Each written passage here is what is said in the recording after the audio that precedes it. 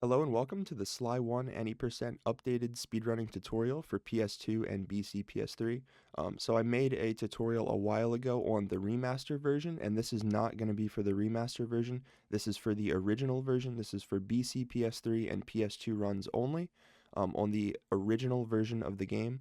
So the first thing you want to do before speedrunning this game is complete Sly 1 on any file. You don't have to complete it 100%.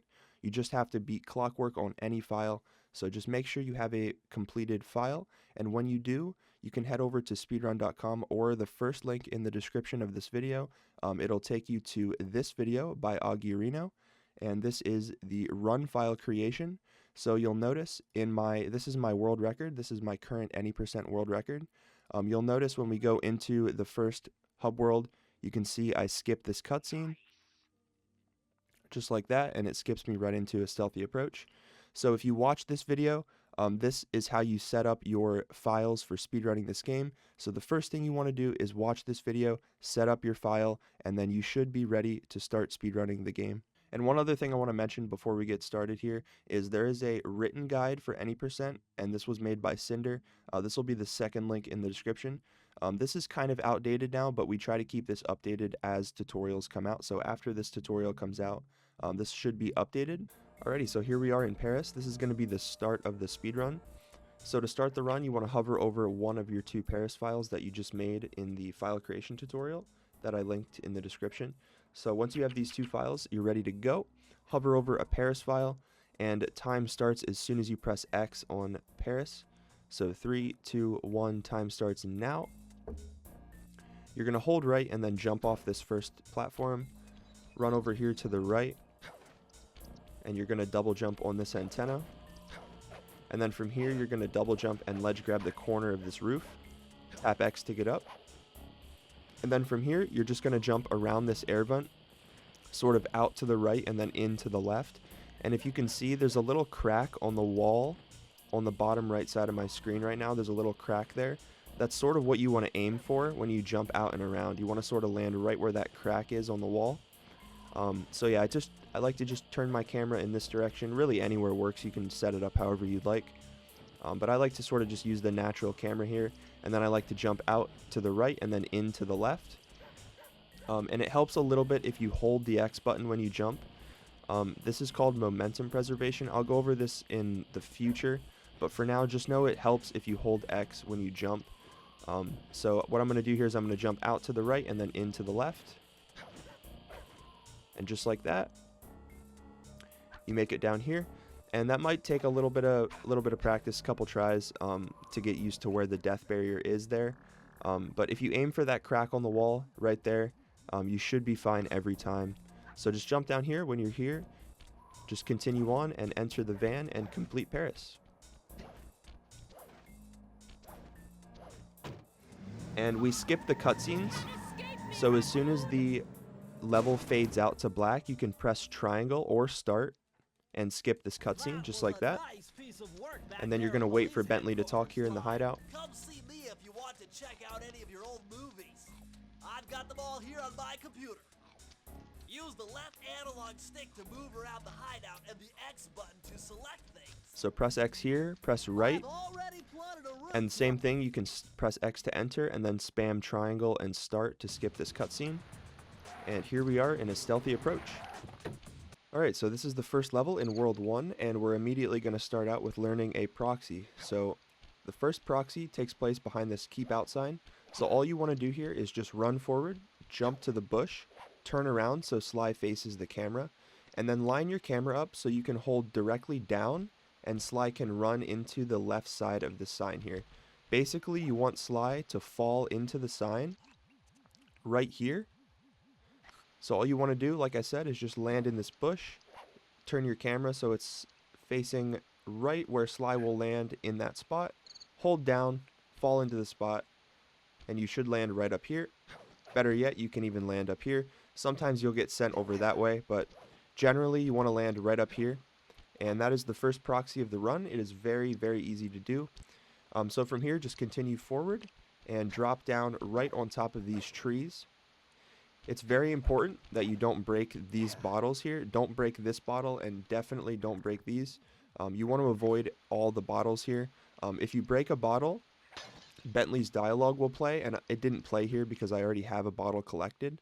But if you break a bottle here and you go to do any of the death abuse or the boost jump strat that I'm going to show off in a second, Bentley's dialogue will mess up your setup. So make sure you don't collect bottles, just avoid them.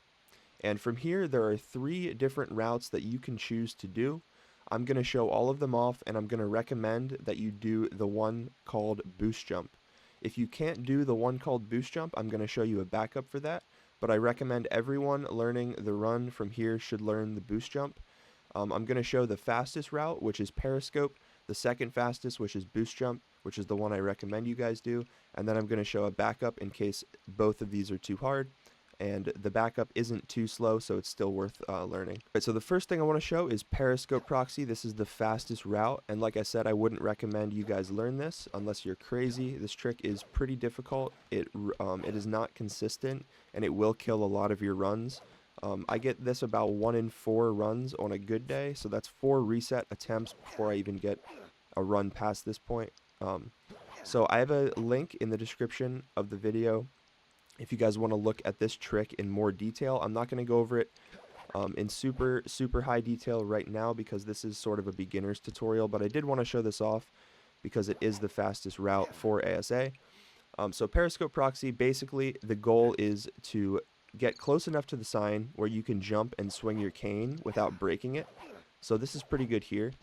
So once you're in this position, jump, swing your cane, press R3 to center the camera. And then my visual cue here is the top middle point of this sign, and I like to put it right in between where the light post and the fence in the background are. So right in the center between this and this. So just in the center, just like that. That looks good. So jump, swing your cane, press R3, and then hold forward on the D-pad and double jump really quickly. And with a little bit of luck, you should get the proxy. Now, like I said, this is not easy. It's not consistent by any means. So it will kill a lot of your runs. And like I said, I wouldn't recommend anyone really learn this.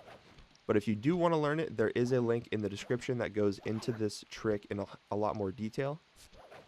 So if you do want to learn this trick, I would recommend checking that video out, as I'm not going to go over it in a lot of detail right now. But as you can see, it's not very consistent. I'm really giving it all my best here, and it's just not working. So let's see if I can't get it in a couple more attempts. So that was really close. And what really matters here isn't really necessarily your starting position or anything else. It's really just your jump timing. If you press X too fast or too slow, Sly will just be a little bit off position when he lands in the sign. But that is Periscope Proxy. It should take you right up here out of bounds. And from here, it's a little bit different than the other route, so I'm just going to show you. I like to climb up this this cliff here, and I just continue on. And as soon as you see the background, you'll see the background. There's a ship right over here. As soon as that ship disappears from my view, I'm going to turn my camera back around. It's sort of my visual cue when to jump. So like right there, you can see the ship disappear, start turning my camera, drop down, and if you are fast enough, you can make all 4 of these water wheel cycles. And I'll show this off again in the future, but just for clarity's sake, if you are fast enough there, you can skip all 4 of those water wheel cycles by jumping on the walls. And so now I'm going to go back and I'm going to show you the route that I would recommend every single person watching this video at least try. So Boost Jump, this is going to take place in the same place as before. So you're going to drop down here as normal, and instead of going to the Periscope sign, and you're going to avoid this bottle like I said, instead of going to the Periscope sign, you're actually going to climb this rope, and it's actually faster. Instead of climbing like this, it's actually faster to do what's called a cane jump. And a cane jump is very simple, and you will have to learn this for the future run. There's a couple tricks that require cane jumping. So this is a good place to practice cane jumping, and all a cane jump is just grabbing the rope or the bone or whatever Sly's attached to before he's fully centered. So as you can see, Sly's character is fully centered on the rope he's climbing, But if I jump out to the left and then reattach Sly, you can see there's like, he grabs it with his cane from a distance. And if you time your X input with that grab, you can actually jump right as soon as Sly's cane grabs instead of his body.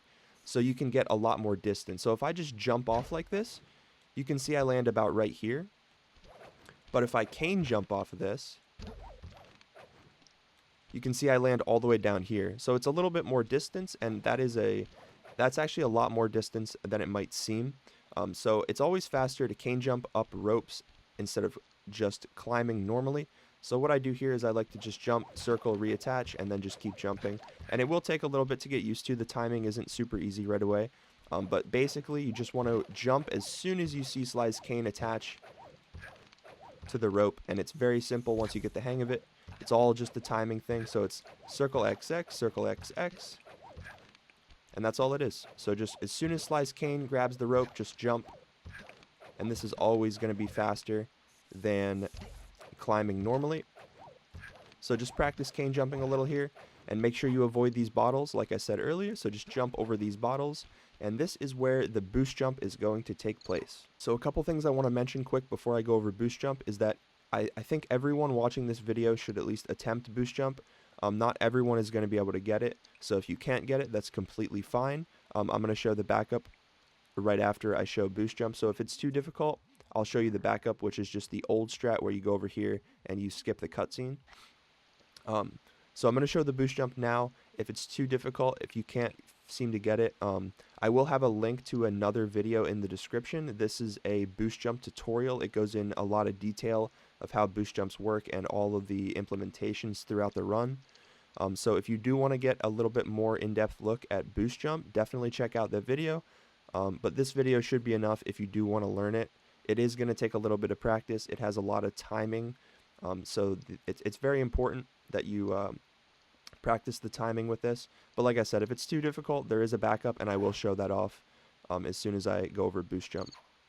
So the first thing you want to do for boost jump is you want to come down here, run to the right side of the statue, and you want to walk up and kill this guard. And this bottle here is obviously a problem because I told you guys that if you hit a bottle, Bentley's dialogue will play and you won't be able to do your normal route.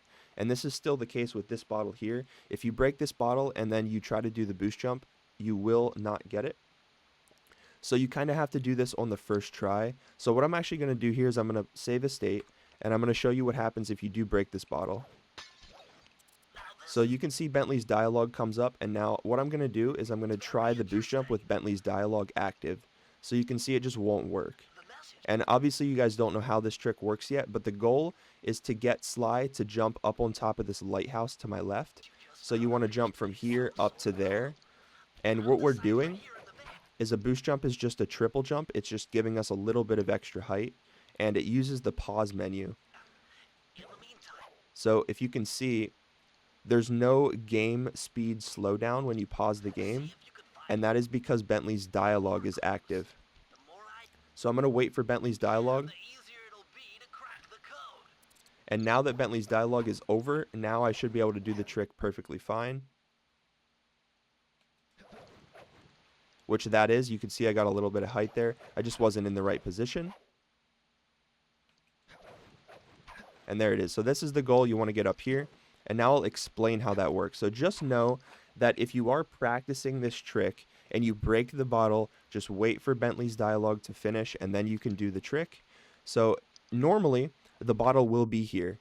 So you will do it with the bottle, just like this. Now the thing with that is that when you break the bottle on your first attempt, Bentley's dialogue doesn't have enough time to play before you pause the game. So you can still have an attempt at it. And this is what we do in runs. So that's what we do in runs. We do it with the dialogue active.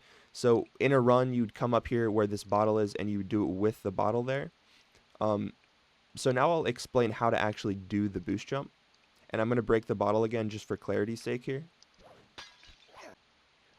Okay, so the bottle's gone, and this is how I would recommend you guys practice this. Don't practice it with the bottle there. Just practice it normally without the bottle, and then when you do get here in a run, the bottle will be there, and it works the same way. So just pretend the bottle doesn't even exist while you're practicing. But what is happening here? So like I said, a boost jump is a triple jump, and as you can see, if I jump up here and I try to jump up to this without a triple jump, I can just barely make it. It's very, very close. But you do need a little bit of extra height there to make that. So what we're going to do is I'm going to explain the boost jump. So the input viewer in the top left of my screen is going to be probably a big help here. So if you need to pause the video at any moment, go back, feel free. But these are the inputs. So ledge grab on the outside edge of the statue here. You're going to line your camera up so Sly is jumping sort of towards this, whatever that is on the wall there, little brick or whatever. So just ledge grab here on the sign, or on the statue rather. Turn your camera so Sly is facing towards that little brick on the lighthouse. Hold forward, and then you're going to jump, press square, and then pause. So you're going to jump, wait a second, and then square pause. And this is step 1. So like I said, ledge grab here, line up the camera, hold forward, X, square pause, just like that. And you want to wait a little bit of time in between the X and the square pause. But generally, this is what you should look like. You should be on the outside edge of the statue. Sly should be in his cane swing animation, and the game should be paused. And this is perfect. So that is step 1. Step 2 is the timing part, which is going to be your X inputs to actually get the 3 jumps. So the way the game works is when you unpause the game, the clock speed doesn't immediately return to 100%. It slowly gains speed. So what we can do is we can actually get 3 X inputs during this time very, very consistently, because the game is running at a slightly slower speed, which gives us the ability to put in more inputs faster. So all we're doing here is we're going to hover over return to game. We're going to press X to unpause the game once. We're going to press X to jump once. We're going to press X to jump again. And then we're going to press X a third time to get a third jump in. So it should be XXX really, really quickly. And then you're going to delay your 4th X input to get the double jump at the very end. So I know that's a lot of information, but like I said, hover over return to game.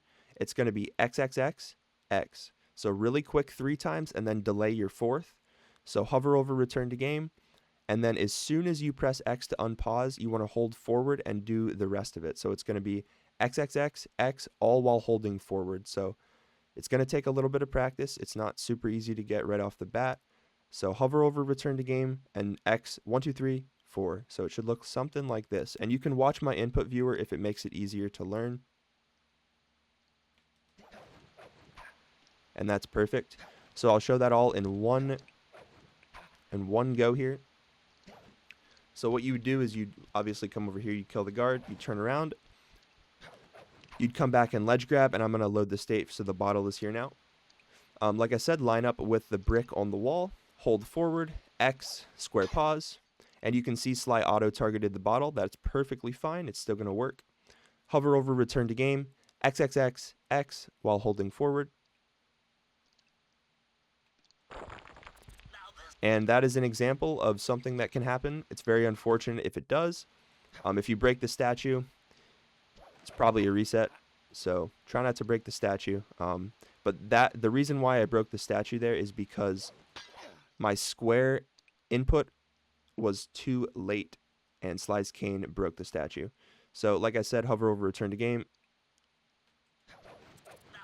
And there it is. So one more time. Ledge grab here. Line up your camera, hold forward, X, square pause. That's perfect. Hover over return to game, X, 1, 2, 3, 4. So it's XXX, X, while holding forward. And it should get you up here, and obviously Bentley's dialogue is going to play, and that's fine. Alright, so when you jump up here, obviously you're not going to wait for Bentley's dialogue to end. I just wanted to let it play out, so I wasn't trying to speak over Bentley. But once you're up here, you're going to jump up here to the right, and you're going to move over here. Climb up this little edge, and then here there's a little spot that you can fall down. You're going to jump over that, but if you fall down, just run up around like this, and then just double jump over it to the other side. And then from here, you're just going to jump over this rock. And from here, you're not going to jump anymore. You're just going to run forward, drop down here on top of this rock, and then drop down here over the fence. And again, you can run across these water wheels, and you can do the water wheel skip like I did earlier for Periscope. If you're fast enough, you should be able to make at least one cycle, so you can skip 2, and then you're going to have to still wait for this one. And there's a little bit of an optimization you can do called valve jump, which is that to skip this last sort of door. This skip saves 1 second, and it's really, really scary. It's not an easy jump. I've practiced this a lot, so it might not be as easy as it is for me. But like I said, it saves 1 second. It's really not worth throwing your run to. But it is really difficult, so if you're not comfortable with that, just wait for the cycle and then run through like normal. But you should always be able to skip at least the first 2 water wheels with the boost jump strat. Alright, so now I'm going to go back and I'm going to show the backup in case boost jump is too difficult for you guys. So if boost jump is too difficult for you, I completely understand. So this is going to be a backup. This is the easiest route for ASA, and this is what I recommend you guys do if you can't do the boost jump. Like I said, the boost jump is really fast, and it's really cool to learn. I think it's fun. It's a cool trick, and it is useful throughout the rest of the run later on, so it is worth learning now. But if you don't want to do it, that's completely fine. Instead of doing boost jump, what you're going to do is instead you're going to run over here just like before, and you're going to kill this guard. But instead of turning around and going back that way, you're actually just going to continue on this way. And there is a cutscene here that we are going to skip, and I'll show you the cutscene now. It's right here. So we're actually going to skip that cutscene, and it's very simple. What we're going to do is we're just going to run off the map. The cutscene should spawn, and Bentley should start talking, and then Sly should die in the cutscene. So just like that.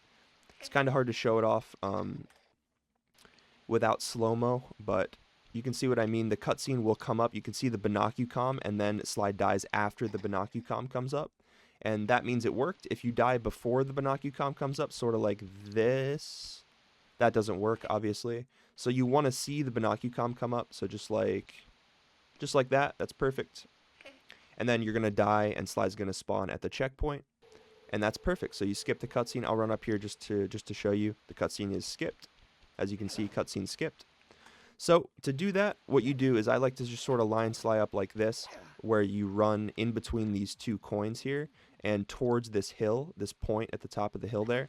And I like to sort of just use my analog stick here, and then I like to use my right analog to sort of adjust my camera just a little bit, just enough to sort of get Sly on the right path. Just make a tiny little adjustment here and there with the camera just to move Sly, which is perfect. So that's pretty simple. This is probably the hardest part, just skipping the cutscene. After this, it becomes pretty easy. So like I said, just sort of line Sly up so he runs in between these 2 coins, and then just make slight adjustments with your camera to line Sly up so he slides off the map. You're going to die here, and then you are going to continue up the left side. You're going to jump on this rock. You're going to jump on this pole and jump up fully on the pole. Back up so Sly is inched all the way out to the left. Just inch your way out to the back just like that. And then you're going to jump out and then to the left, so sort of like this. And you're going to ledge grab up here on the cliff. So again, jump on the rock, jump on the pole, inch your way to the back of the pole. And this can be a little finicky sometimes. Just inch your way to the back of the pole. When you're here, jump out and then into the left. And you should get a ledge grab up here. And just practice that a little bit. It's pretty simple. And then from here, this is the same thing as the boost jump strat. So you're just going to run to the right. You're going to jump over this gap. You're going to jump up here. Drop down here on this rock. And then drop down behind the fence. And again, I'll show you how to skip 2 of the water wheels. So jump across the first set of water wheels here. Land on this pipe. Land on this pole. Skip the first wall. And then you can do valve jump here if you'd like. Like I said, it saves like 1 second, so it's really not super useful. It's very difficult and it can kill runs. So if you don't want to do that, like I said, just wait for the wall. It saves like 1 second. Just run through normally. And then from here, it's the rest of the level is pretty much casual. So just run through, avoid the spotlights, kill the guard. If you trigger a spotlight, you'll have to break that alarm. And then walk down here and break the key.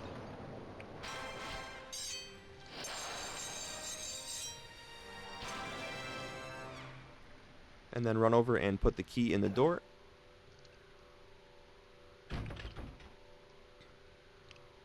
Finish the level. As soon as you spawn in the hub, we're going to pause the game, load, and this will teleport you directly into the hub. So from in the World 1 hub, what we're actually going to do is we're going to run off to the right side here, and this is where we're going to learn the trick called Loogie Lunge. So you don't have to worry about cycles right now. I'm just going to show off how to practice this. So what you want to do is you want to sort of stand right here, and you want to get spotted by this guard. And when you get spotted, you're going to run into this corner, and you're going to wait until the guard runs around, and he's going to turn and face you. So you'll see as soon as I unpause the game here, the guard is going to turn and face me, and that's my cue to jump over the roof to the other side. So as you can see, he's going to turn and face me. I'm going to jump over, and I'm actually going to save. Actually, I'm not going to save a state there. I'm just going to wait. So from here, this is where the actual trick takes place. The guard is to my left. Sly is right in the corner here on the roof.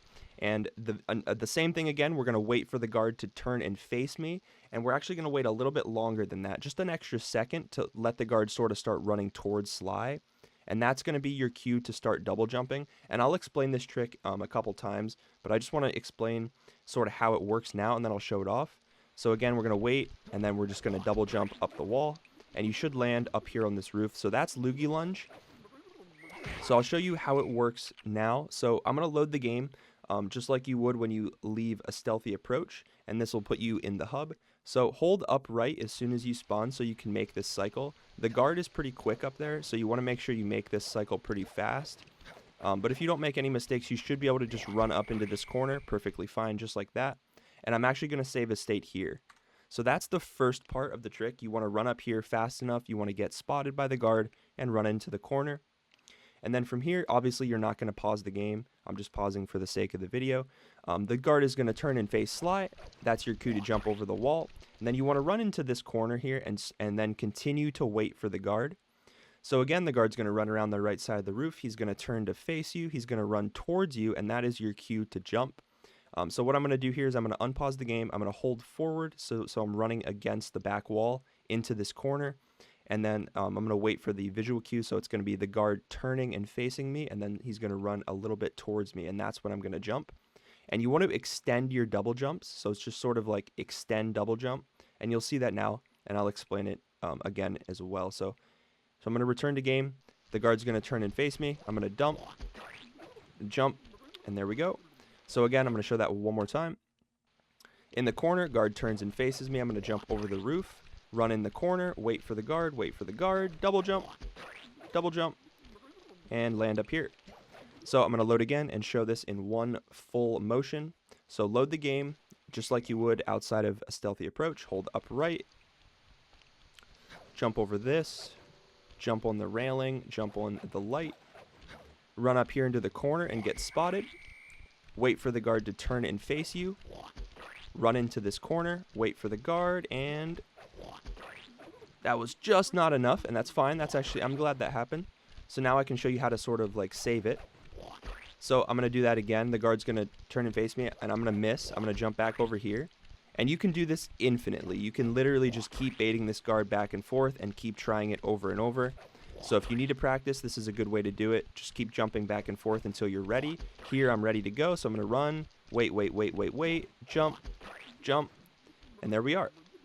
So the way that actually gets you up over this hill, or up over this roof rather, is a slope jump. So as you can see, if I just jump normally here like a double jump, I'm not really gaining any height. But if I run up against this wall and then double jump, you can see I gain a lot more height. And this is what's called a slope jump. It works on any sloped surface, including these roofs here. So that's all it is. It's literally just a double jump up against a sloped surface. It's called a slope jump. And the goal here is to slope jump from this corner. So you're running into this corner to slope jump, and then you're waiting for the guard. As soon as the guard turns and faces you, he's going to run up against Sly's back, and that's when you're going to want to jump, and you want to extend your double jump to gain the maximum amount of height here. So I'll show that off one more time from the save state. Let the guard turn and face you, jump over. Sometimes it's a little finicky. Run into the corner, wait, double jump, and you should land up here every time. This is the full thing. So hold upright from the spawn, jump over these railings, jump on this railing, jump on the light, climb up, get spotted, run into the corner, wait for the guard to turn and face you, jump over the roof, again, run up against this corner, wait for the guard, double jump, and you should land up here, and that is Loogie Lunge. So I'm going to show you a slightly faster way. It's literally the same exact strategy as before, but this just is a little bit faster. But you don't have to do this if you don't want to. I just want to show it off in case you guys do want to do this. Same thing, jump up here, get spotted. Instead of running into the corner, what we're actually going to do is just that. And it works the same way. It's a little bit harder. It is a little bit faster, so it's the same exact thing as before. If you feel like you want to try that as well, feel free to go for it, but I'm not going to go in depth with that one. It's the same exact setup, same exact movement. It's just a little bit faster when you bait the guard.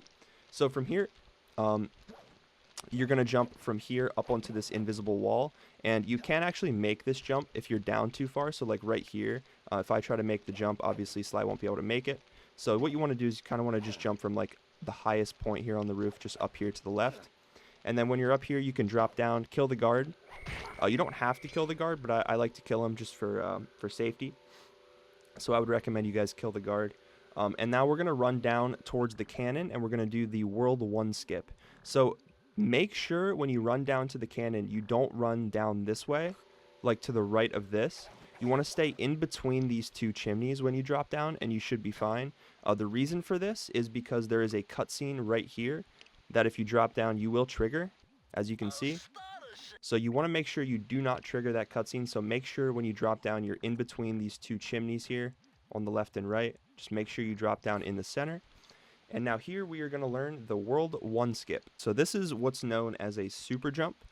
Super jumping is very, very simple. All it is pressing square and then X before you land, so you don't see those dust particles come out from under Sly's feet that you normally see when you land. As you can see, there's dust particles coming out from under Sly's feet when I land. Basically, this means that the game has updated Sly's position and it knows where Sly is, and that's bad for us. We want to make the game think that Sly is in a position other than where he is, and we can do that by super jumping. So basically, rule of thumb is that if you don't see dust come out from under Sly's feet when you land, it means his position was not updated and you successfully did a super jump. So I'll explain now how it works. So if I stand in this corner and I super jump over here to the water and I land in this crack, what's going to happen is Sly's going to get stuck, and the game is going to try to send him back to his last known location. And because I super jumped across this whole platform, the game never updated Sly's position.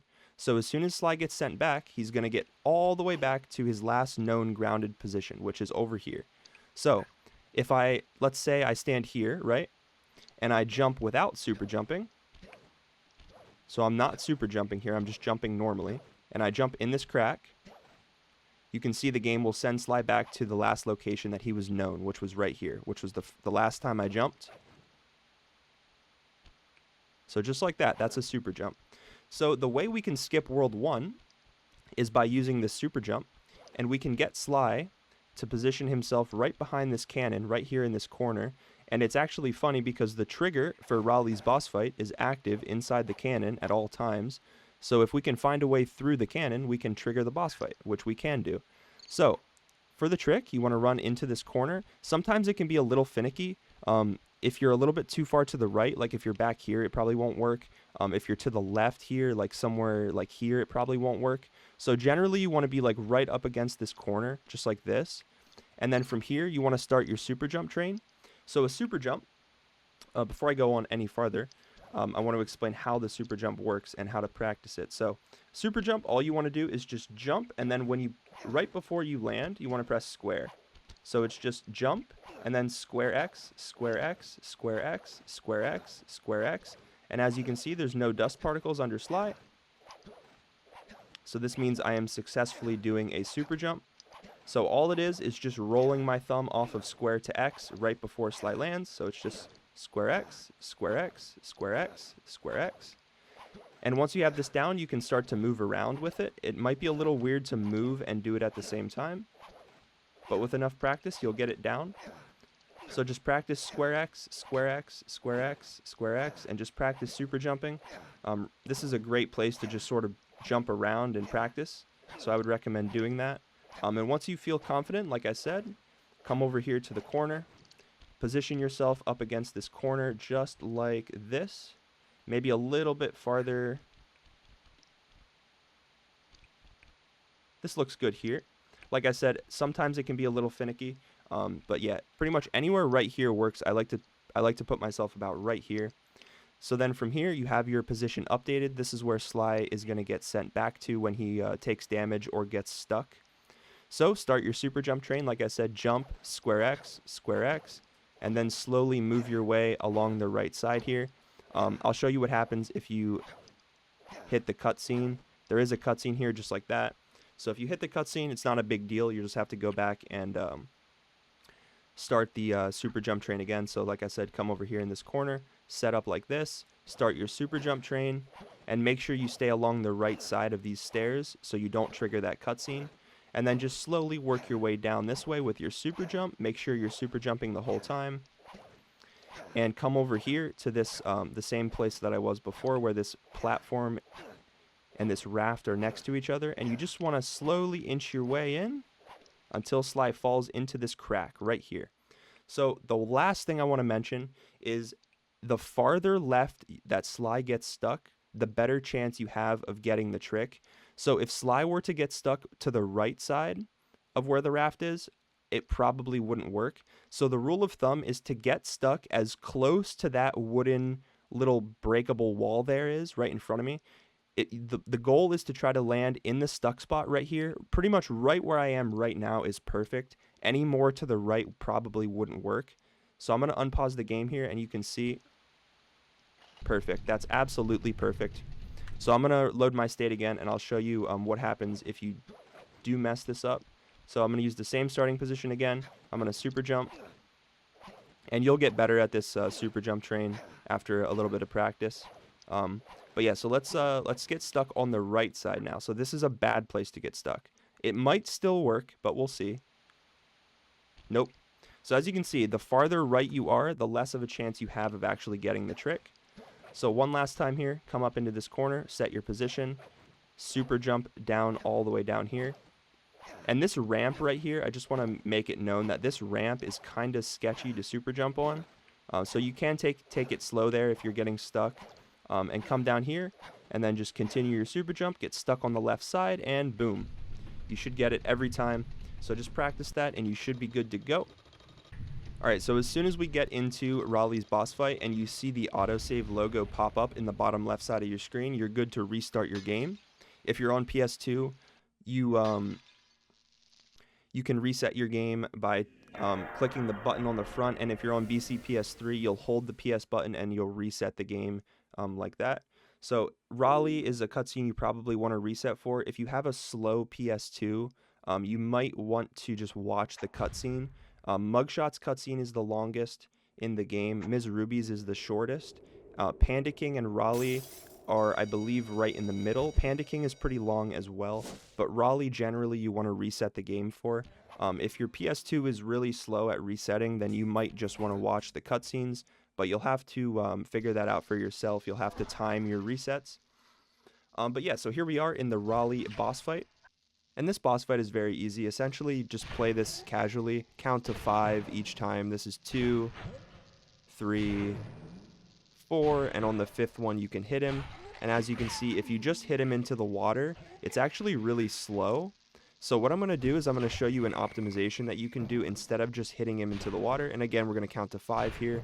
So that's 3, 4, and we can hit him on the 5th. So here what I'm going to do is I'm going to walk right up next to Raleigh just like this. I'm going to wait a couple seconds, and as soon as Raleigh goes to jump back to his platform in the center, I'm going to double jump and swing my cane. So I hit Raleigh as he's going back to his platform, which skips his drowning animation. It saves a little bit of time each phase. So here I'll show that off. just like that. As you can see, he didn't do his drowning animation. And now this is the third phase, so we're going to count to 5 again. So 1, 2, 3, 4, and here we can hit him. Again, I'm going to do the double jump, just like that. Hit him back to the center platform, and this is the final phase. So again, we're going to count to 6 here this time. So 1, 2, 3, 4, 5, and we can hit him here. So now this is where we can learn the key skip. And essentially, the way this works is Raleigh is essentially just one big key. So like I said, Raleigh is essentially just one big key. And the same principle that we use to skip the key animation is the same thing we're going to do to skip the Raleigh, the outro cutscene for Raleigh's boss fight. So a key skip is literally just swinging your cane to collect the key, but pausing the game before the autosave actually comes up. So you actually can menu during the autosave and skip the key animation. So all it is just square pause really quickly, just like that. So square and then pause. So one more time, square pause, just like that. And your cane should just be about halfway done through its animation, maybe a little bit longer if you do it right. So we're going to treat Raleigh just like a key, and the same thing applies here just like it does in Raleigh's boss fight. So square pause. As you can see, the autosave comes up. We can exit the level. And you'll see that if I view map and check out Fire Down Below, which is the level I just collected the key from, you can see that we have the key there. And we're going to do the same thing for Raleigh. He is, like I said, he is essentially just one big key. So what I'm going to do here is I'm going to do the same thing. I'm going to walk right up to Raleigh, pause after I swing my cane. So it's just a really, really quick square pause, just like I did before. So square pause, just like that, and you'll see the autosave come up. If you do see the autosave come up, you're good to exit the level. And I'll show that off one more time here. So as you can see, final phase of Raleigh. Wait till he gets small, walk up to him, and then quickly square pause. You should see the autosave come up, which means you got the skip, and then you can exit level. And that is the Raleigh boss fight. So when you exit level, it'll put you here in the hub, and what you're going to do is immediately turn around and run and grab this charm.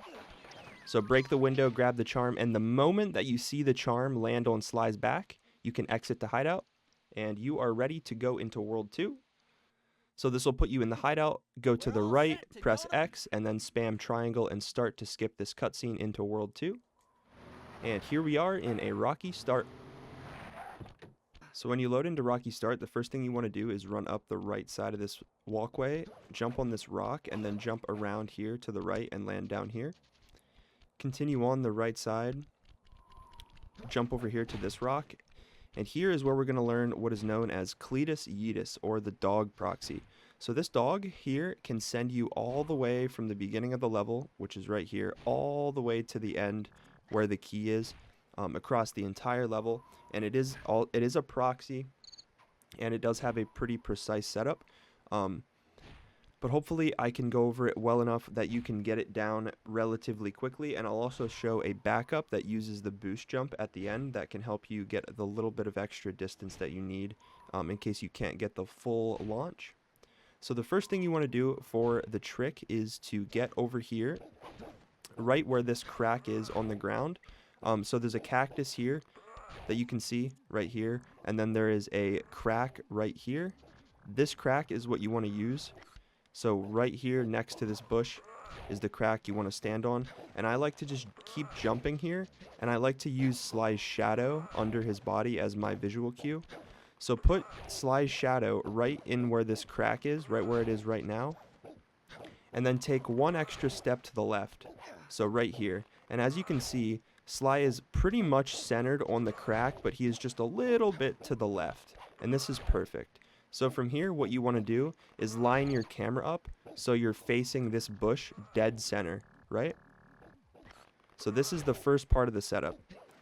So what you want to do is come from here, run down, jump over this rock, land right here on this crack like I said. Just take one step to the left, so Sly is just a little bit off center. Turn your camera so you're facing the bush right here. Now from here, what you want to do is you'll notice the dog has a stationary animation. He'll rush you, and then he will slam back, he'll shake his head, and then rush you again. So what you want to do is as soon as you hear him bark, as soon as he starts his rushing animation, you're going to want to jump forward, and it's going to be an extended double jump. And you need to make sure, this is the most important part, you need to make sure that you hold the X button when you jump. So watch my input viewer here. It should be like this. You want to hold the X button. This is what gives you momentum preservation. This is what allows the proxy to send you so far. This is how you preserve your momentum, by holding X. So make sure that you hold X when you do this proxy. So again, what you want to do is come down here, land on this crack, line slide shadow up with it, take one step to the left, turn your camera so you're lined up with the bush, wait for the dog to rush you. So right now, double jump forward, but make sure you hold X. And that is almost the full trick. So that is the full setup to get you positioned correctly. Now it's actually just the proxy itself. So the proxy itself relies on the dog's AI, and what happens is you'll notice the dog is going to turn and face me, and that turn to face me is what gives me the proxy. So one more time here. So we're in the spot, we lined up Sly, we're lined up with the bush, we're going to double jump forward, land, and now we're going to hold upright on the D-pad. And as you can see, if you just hold upright on the D-pad with nothing else, you can make it all the way over there. So again, one more time. We're going to land here on this crack, take one step to the left, line the camera up with the bush, double jump forward, make sure to hold X, and hold upright on the D-pad. And that will get you consistently over here where these dogs are. Now that is fine. If you're comfortable with just doing that, you can do that. That's fine. That's very, very simple. It's easy to do. But you can actually go even farther with one extra input. So instead of just holding upright and letting the dog proxy you, what you can do is time your upright input. So you'll hold upright like we just did, but you'll time it. So you'll let go of right. So you'll just be holding up on the D-pad. And the timing for that is sort of like this. I'll show you that now. So it's the same thing, double jump forward, hold upright, and then just tap up on the D-pad, and you can go so much farther. So that is the full launch. That is an example of the full launch all the way to the key. So if you'll notice, the only difference there was that I went from upright to up on the D-pad. So right now I'm upright, and then I went to up instead. And that'll get you all the way over here to the roof. So again, one more time in the full motion, we're going to land here on the crack. We're going to take one step to the left, so Sly is slightly off center. We're going to aim so Sly's going to jump directly towards that bush in front of me. We're going to extend double jump, make sure to hold X, hold upright, and then go to up. So the hardest part about that is actually just going from upright to up at the right time. The timing for that is pretty precise. And I will say, you want to always try to do it sooner than later. So I'll try to show off an example of what happens if you do it too late. So right now, I'm just going to hold upright, nothing else, just upright, and that takes me over here like we went over earlier. Now I'm going to go too soon on the up input. So I'm gonna do upright, but then I'm gonna switch to up way too soon. And as you can see, I get sent into the wall. So if you get sent like that, that means you pressed up too soon. And if you do it too late, you'll get something like that. Maybe even, let me try one more time. Something like that, maybe. Basically, you just won't get the full launch. So the timing for the up input has to be right when the dog shakes his head. So right now, that was even too late. Again, I'll try it. Like I said, you always want to go too early rather than too late. That was too late again.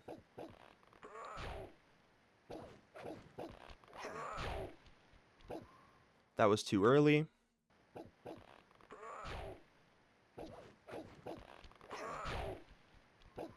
And this is perfect. So that was the perfect timing. If you want to go back and slow the video down and check out my input viewer to see exactly when I tap up, you can. It's really precise. So I'll show this one more time here. You can slow the video down from here if you need to see how the timing works out for the up input, but it's just like that. And then you'll notice as soon as I see that I have the proxy, I'm holding right on the D-pad the entire time so I can get the best chance of me landing over here. That was a really, really scuffed attempt, but it still worked. The goal is to go over this invisible wall. This invisible wall is the one you want to go over. But another thing I want to mention, that if you do find yourself not going over the invisible wall, you're landing like here. A lot of people will land here like short and they won't be able to make it over the wall. And that's fine. There's a backup that you can do, and it is a boost jump, just like this.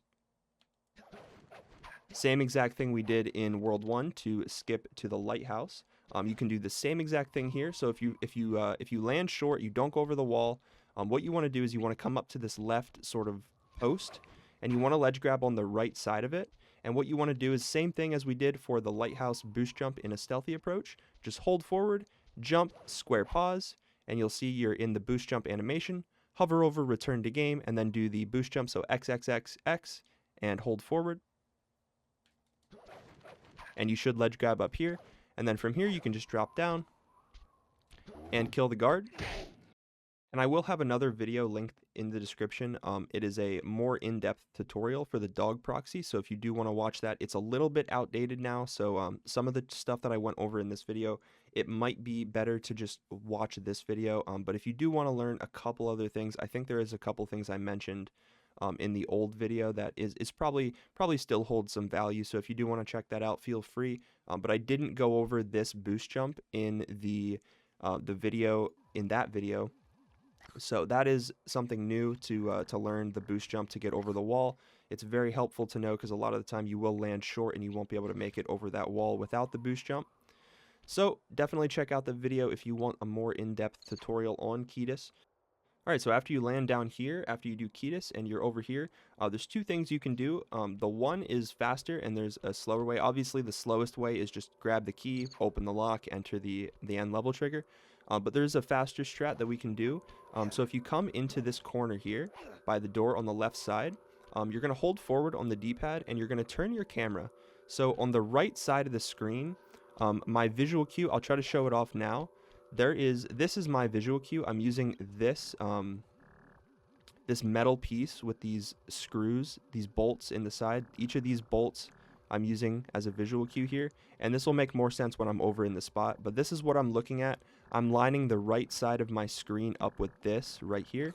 So I'm going to come over here into the corner. I'm going to hold forward on the D-pad, run into the corner. Now I'm going to slowly turn my camera, and you'll notice I'm going to line it up. There's a gray texture in the ground in the background. I'm just going to slowly turn my camera to the right to hide that gray texture. So right there is perfect, and that's what you want to do. So from here, all you want to do is single jump without any movement, so just neutral jump. After you jump, Sly will get to the peak of his height, and that's when you want to hold forward on the D-pad. So again, you want to run into the corner, line up your camera, single jump, wait for Sly to get to the peak of his jump, and then hold forward. So it should look like this, just like that. Now the only thing you need to do is jump at the end. As soon as Sly lands on the ground, all you have to do is just keep holding forward and then time your jump. So it should look something like this. And that was too late. And that's perfect right there. So again, I'll show you that. So you come over here into this corner. You run into the corner. You might bob around a little bit sometimes. This is a really weird spot. Sometimes you might even just fall through the ground. So just be careful when you set this up. But anyway, like I said, just run into the corner, turn your camera so it covers that gray texture on the right. So just like that. From here, you just want to neutral jump, wait until Sly is at the peak of his jump, hold forward, and then jump when he lands, and you should, with a little bit of luck, clip through the wall, just like that. Now, I do want to mention, when you're in the corner and you're jumping like this, when you're doing the movement, it should look something like this if you're outside the corner. So pretend I'm in the corner right now. You neutral jump, then hold forward, so it should look something like this, just like that. And it's important that you don't jump too soon when Sly lands. You want to see the dust particles come out from under his feet. So again, you're going to come into this corner. You're going to line your camera up with the wall on the right. And then you're going to neutral jump, hold forward, and then wait until you see those dust particles come out to jump. It's going to be like a really quick jump. It's just ever so slightly delayed. So that's the most important part. So like I said, come into this corner, set your camera up, single jump, hold forward, and then tap X as soon as you land. A little bit after you land, you need to delay it just a tiny bit. And it can be a little finicky, but you do get it within usually 2 to 3 attempts if you have the right camera setup. So one more time here, come into the corner, turn your camera so it lines up with the right side.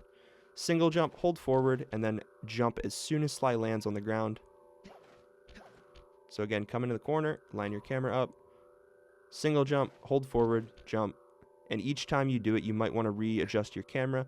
So single jump, hold forward, jump, and there you go. And I'll show that one last time here.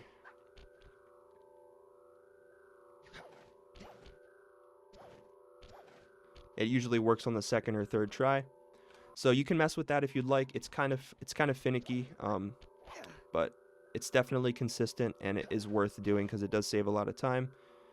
So I would recommend at least attempting it. I don't know if I'd put it in runs right away. You can always just grab the key, but it does work. So just make sure you're holding forward the whole time and you have the right camera setup, because sometimes you can clip through and then miss the trigger, and you'll be stuck in just like this. You'll be stuck right in here and you won't be able to get out. So if this happens, you're pretty much soft locked. You're going to have to reset the game or just load, whatever works for you. It's probably a reset if that happens though, because you got to redo this whole level. But if you don't want to do the clip, you can just, break the key.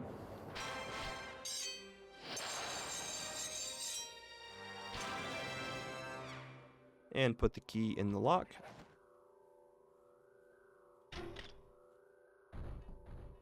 And you can finish the level as normal. And obviously you can still do the clip with the door open. It still works if you want to practice it like this. You can. It works the exact same way. So if the door's open, you can still do the clip. You can still practice it if you'd like. So that's always there if you need to know. It still works the exact same way. So yeah, once you get into the hub, the first thing you're going to do, just like we did after a stealthy approach, is pause the game and load. And this will put you right into a cutscene with Bentley. You want to pause the game again, load, and load the same file. And now we're going to do World 2 Skip. All right, so by this point in the run, you should have a charm. And what you're going to do is just run forward after the load. You're going to jump over that guy's light, and you're going to hit him in the air, and he won't spot you like that. From here, you're going to run down the bridge, jump off to the left side, and I'm going to go over here and kill this guard. You don't have to do this, but if you're a beginner, I would recommend killing this guard. It's definitely going to save your life a lot. It only takes like a second to run over here and kill him, so just do that if you want. You don't have to do that. Come over here, break this sign, and this is where we're going to do what's known as the Muggshot Catapult. And this trick is one of the tricks that gave me the most trouble when I was learning the game. So hopefully I can come up with a way that you guys can figure this out relatively quickly instead of just running into this corner and jumping and hoping for the best. So hopefully there's a little bit of a setup that I can go over here. But basically what you want to do is you want to come into this corner, you want to single jump on this rock, and you want to make sure Sly is tiptoed on the top part of the rock. So not down on the lower part. You don't want to be here. You want to be, it still works from there. It definitely still works from there. But the best way to guarantee the setup is to come up here and make sure Sly is tiptoeing on the upper part of this rock. Now you can do this with a camera setup, but I'm just going to explain it with the Binocucom. So the way the Binocucom works in this game is that whenever you turn the Binocucom, Sly's character turns with you. So you can line up Sly pretty much perfectly just by using the Binocucom, just like this. So every time you open the Binocucom, turn, and then close it, Sly will sort of reset to that position. And you can do the same thing with the camera, right? So you can turn the camera like this way and then tap forward, and this is the same exact thing as the Binocucom. It's just not using the Binocucom. So we're going to use sort of the same principle here. So like I said, get on top of the rock on the top part, tiptoe, and now you can do this with a camera setup or the Binocucom. If you're a beginner, I would probably recommend just using the Binocucom here. Or if you're comfortable, you can just sort of turn the camera a little bit, get a feel for where you need to be, tap forward, and then go for it. Either way works. They're both exactly the same. The Binocucom is just going to be a little bit more consistent probably. So like I said, come land here, tiptoe, open the Binocucom, and it might be kind of hard to see, but there's a bunch of these like green sort of like splotches on the wall, and I like to use these as sort of a visual cue. So generally, if you turn the Binocucom just a little bit to the left, this is where you're probably good to go. So if you open the Binocucom and you're like in the center of these big three green splotches, you're probably too far to the right. So just turn it to the left like that, and then attempt the trick. And I'll go over how to actually attempt the trick now in a second. But this is the most important part of the trick, is getting Sly to face in the correct way. So like I said, if you open the Binocucom and the Binocucom is like in the center of these three splotches, you're probably too far to the right. So as you can see, it didn't work. So let me get back up here, and then so tiptoe, open the Binocucom, and as you can see, I'm just a little bit to the left of these three green splotches, sort of in the middle of the one on the left. So this is perfect. This is right where you want to be. Any farther left than this probably won't work. Like I'll go over here, and you can see Sly is extremely far to the left facing there. So I'm going to open the Binocucom again, and you generally want to be facing sort of right here on this left green dot, or green splotch rather. And this is pretty much perfect. This is exactly the facing angle you want to use. So definitely try to get that lineup. It'll be right in the center of that left green splotch, and then you should be able to just get the trick from there. And I'll explain how to actually get the trick. But again, you don't need to use the Binocucom, like I said. If you're comfortable with Sly's facing angle, you can use the camera and sort of tap forward on the D-pad to line him up perfectly with where you want to be. So that's what I do in a run. I tiptoe, I aim Sly, same thing right on that green splotch. I'm not using the Binocucom here, I'm just sort of lining it up with my camera. Tap forward so Sly is facing that direction, and then I'm going to go for the trick, and as you can see, it still works the same way. It just matters, it's very, very important that Sly is facing in that exact angle. So it's right here. This is the angle you want to face. As long as you're somewhere up here on top of this rock and you're facing in that angle, it should work every time. You don't necessarily have to be in the tiptoe animation. You can be in this animation. This still works. But yeah, so there's a few different ways you can set that up. The Binocucom is probably going to be the best way for new players to learn. But once you're confident in your ability to set up the angle, and you realize that Sly is facing right, and you know that Sly is facing right, you can just go for it. You don't need to use the Binocucom. But the goal is to just land up here on this high roof. So now I'll actually explain how to get the proxy. So like I said, you want to come up here, tiptoe, line up Sly, like I said, with that splotch or the camera, whatever works for you.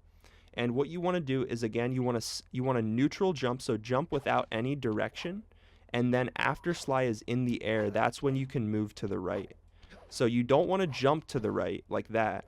What you want to do is you want to jump and then fall to the right. So jump and then move. So again, position Sly, line him up with the splotch, whichever setup you want to use. And then what you want to do is you want to jump, move to the right, and swing your cane at the same time. So it's going to be jump, right, swing the cane, and you want to hold right the whole time. So it's going to be jump, right, swing the cane. And as you can see on my input viewer, I'm using the analog stick. I'm not using the D-pad for any of this. I'm just sort of lining it up like that. And then what I do is I jump, hold right, swing the cane, and I make sure to push in to this corner here. So into this corner is what's proxying you, and you want to make sure you're forcing Sly down into that corner. So like I said, it's going to be jump, right, and just keep forcing him down into that corner when you swing your cane. So it's going to be jump, hold right, swing the cane, and just keep holding right until you get launched out. And you should be able to get that every time. So it should look something like this in a full run. You'll jump over this guard, you'll hit him, you'll come over here, and like I said, you don't have to kill this guard, but it doesn't really lose any time. Kill the guard, break the sign, jump up here on the rock, and then this is where you're going to line up Sly with that splotch on the wall. Like I said earlier, you can use the Binocucom or the camera, whatever works for you. And then like I said, you're going to jump, hold right on the analog stick, swing your cane, and just keep holding right. So just like that, and then just kind of push forward and try to land up here. And once you have that, you're going to jump around to the left side. And this is kind of scary. So I just want to make it known that if you stand here Sly can slide off. So what you want to do is I like to just, when I'm up here, I like to just keep jumping. Like if you keep jumping, Sly will not slide off. So I like to just, you know, jump here. And I'll show you what happens if you don't jump. It really depends on which way Sly's facing, but there you can see I just slid off. So it's very important when you're up there to just keep jumping. And you should be fine if you just keep jumping. So here I like to just, this one's not too bad. You won't usually slide off this one. If you do, you can still ledge grab it. But the one over here, you will not be able to ledge grab. So I like to just land here and then keep jumping. And then once you're ready, even when you jump, you can fall off still. So you got to be careful up there. Generally, I like to do that in one motion. So I like to go from here, jump here, and then immediately jump over here. You don't have to do that. You can take your time to set it up, but you sometimes will just slide off. So you want to be really careful when you're up there that you don't slide off. So I like to just jump over here, jump right up to here, and get this ledge grab. And that is pretty much the first part of World 2 Skip. That is probably the hardest part for most people. This part is probably going to take you the longest to learn. The proxy itself is probably the hardest. But once you're up here, you're pretty much golden. Now it's just a super jump like we did in World 1. So just run along here, and what you want to do is you're going to jump up to sort of an invisible wall here. So like up here, it's kind of hard to see, but what I'm landing on is actually this. And you can't see that unless you turn your camera. So if you're kind of like really nervous about jumping over there, you can sort of inch your way forward and then turn your camera to the right until you can see it, and then you can jump up like that. Or if you're feeling frisky, you can just send it. If you fall down though, you're going to have to load the game and restart. So once you're up here, you're just going to continue on out of bounds, and you're going to jump up the left side here and just follow this roof. Now I do want to mention, if you are a beginner and you're not confident in your super jumps yet, I would recommend dropping down here and entering Back Alley Heist. The reason for this is I'll show you right now. So I recommend, if you're a beginner, I would recommend entering this level if you're having trouble with this skip. So enter the level and immediately just exit the level. And what this is going to do is this gives you a waypoint to come back to this level in the future. So let's say I'm going to go over here, and I will explain this trick. I'm just going to show off what happens if I die here. So let's say I attempt the trick. Oh no, I lost my charm. So now what am I going to do? Now I have to load the game to get my charm back.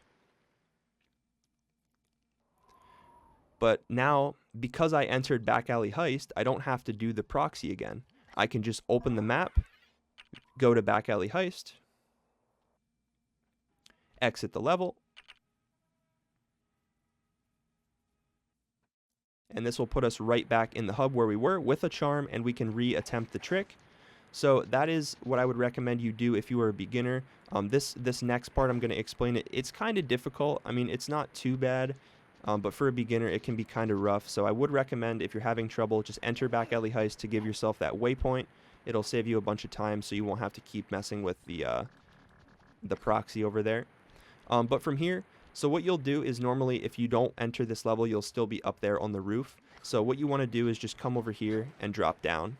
So you'll drop down right here from the roof. You'll just fall right down here. If you did enter Back Alley Heist, just follow what I did there. You can jump on these little outside edges. And then we're going to do another super jump train. So you're going to start the super jump from this corner and make sure you're really deep into the corner. And like I said, super jumping is just square before X. So square X, square X, square X, square X. And this part right here is the hardest part.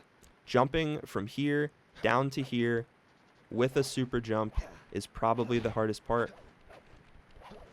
So that is something that I would recommend you guys practice. But for now, I'll just show how to do the trick itself. So if we come over here to this corner, what we're going to do is we're going to super jump, and you can take as much time as you need. You can turn your camera in any way you want.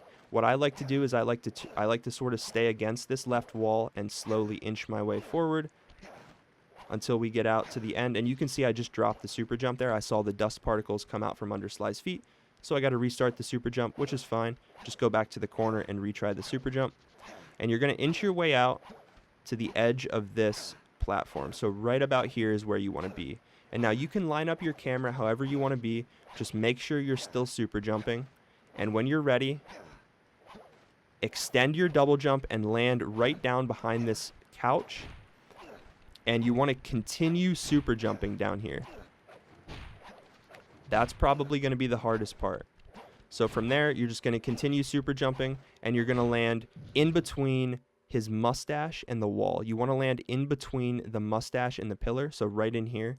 Anywhere else will not work. You must land right here where I am now. So I'll show you what happens. You go through into the trigger, and you go into the boss fight. And there's a couple pro tips that I can give you guys here. Once you get really confident with this proxy, you really won't have to set it up the same way, like the tiptoe thing. Like I said, it can work from really anywhere as long as you have the right facing angle. Like I'm on the low part of the rock now, and it still works from the low part. Like I said, as long as you have the right facing angle, you should always be able to get it. So, and make sure you don't slide off there as well. So like I said, again, you could pretty much set this up from anywhere. As long as you have the right facing angle, you will get the trick. So yeah, just practice that as you will.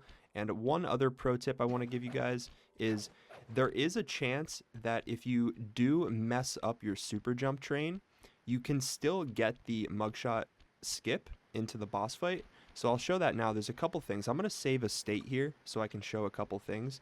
The first one I want to show is that if you do drop an input, like let's say I stand here and I drop the super jump, you can still make it into the boss fight. For whatever reason, the ground down here by this guard doesn't update your position in some situations. So just keep that in mind. Another thing I want to mention is a lot of the time I see people will go for this and they'll miss and they'll actually get a ledge grab here, and that's fine. It's a little slower, but you can still make it over to where you need to be with a ledge grab. It's just going to need to be a little bit more precise, and I just barely missed it there. But I'll show it again. So like let's say you just barely miss this jump and you get the ledge grab. You can still super jump in the ledge grab. It's just going to be a little slower, and it might be a little harder to make it into this mustache, but you should still be able to get into the mustache, and it should still work the same every time.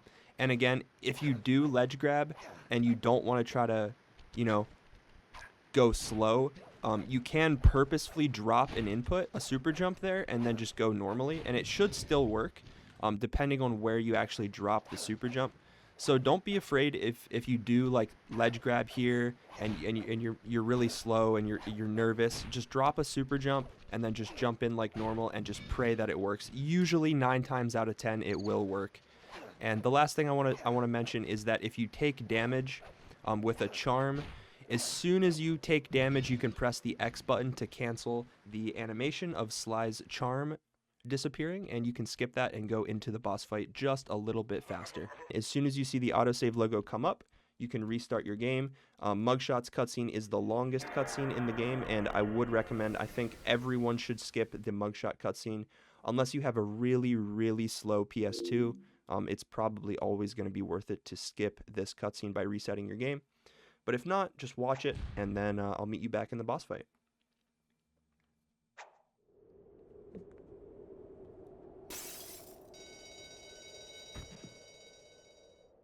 And I forgot to mention, as soon as the Sucker Punch intro is done, you can spam the start button to skip these little animations here. And then spam start to return to your current save file.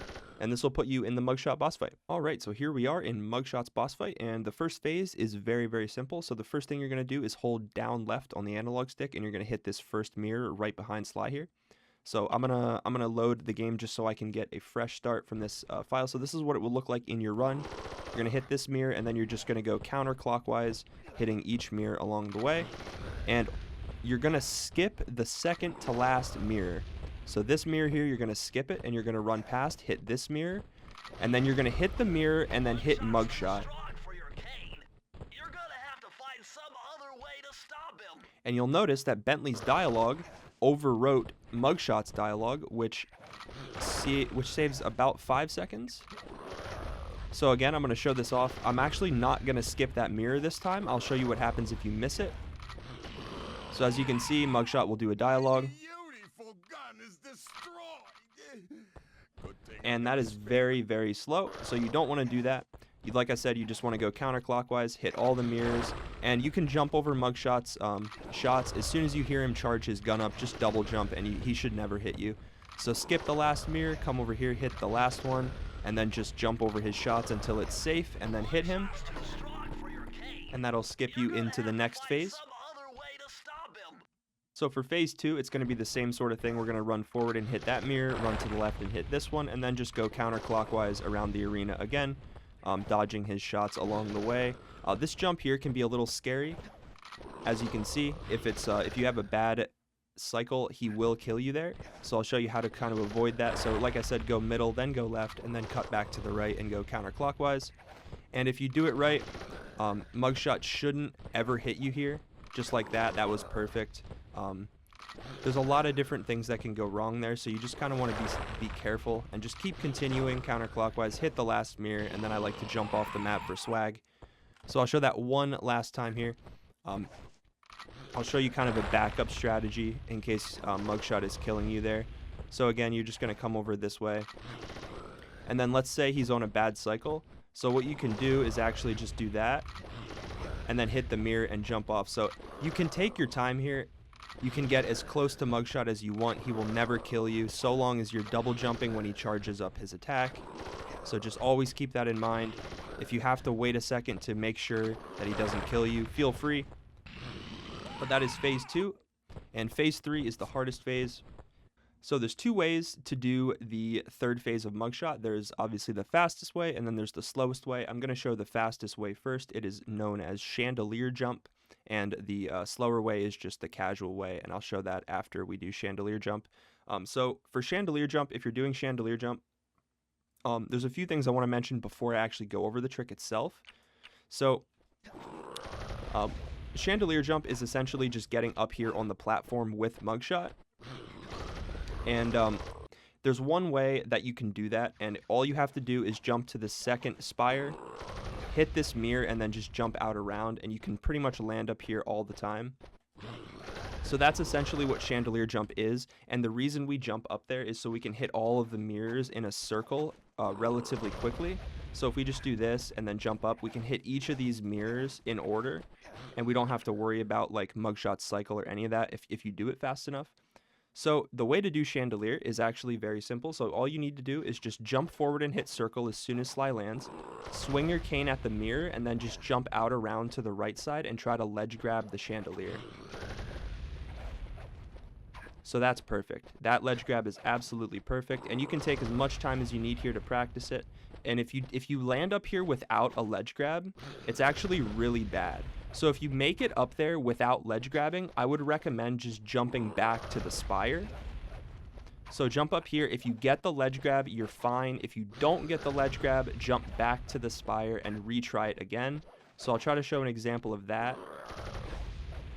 So there, I didn't get a ledge grab, so I'm going to jump back and retry it. Didn't get a ledge grab again. This jump is actually really easy. You can jump pretty far out to the right and then back in. That was actually super weird. I've never seen that before. That was pretty crazy.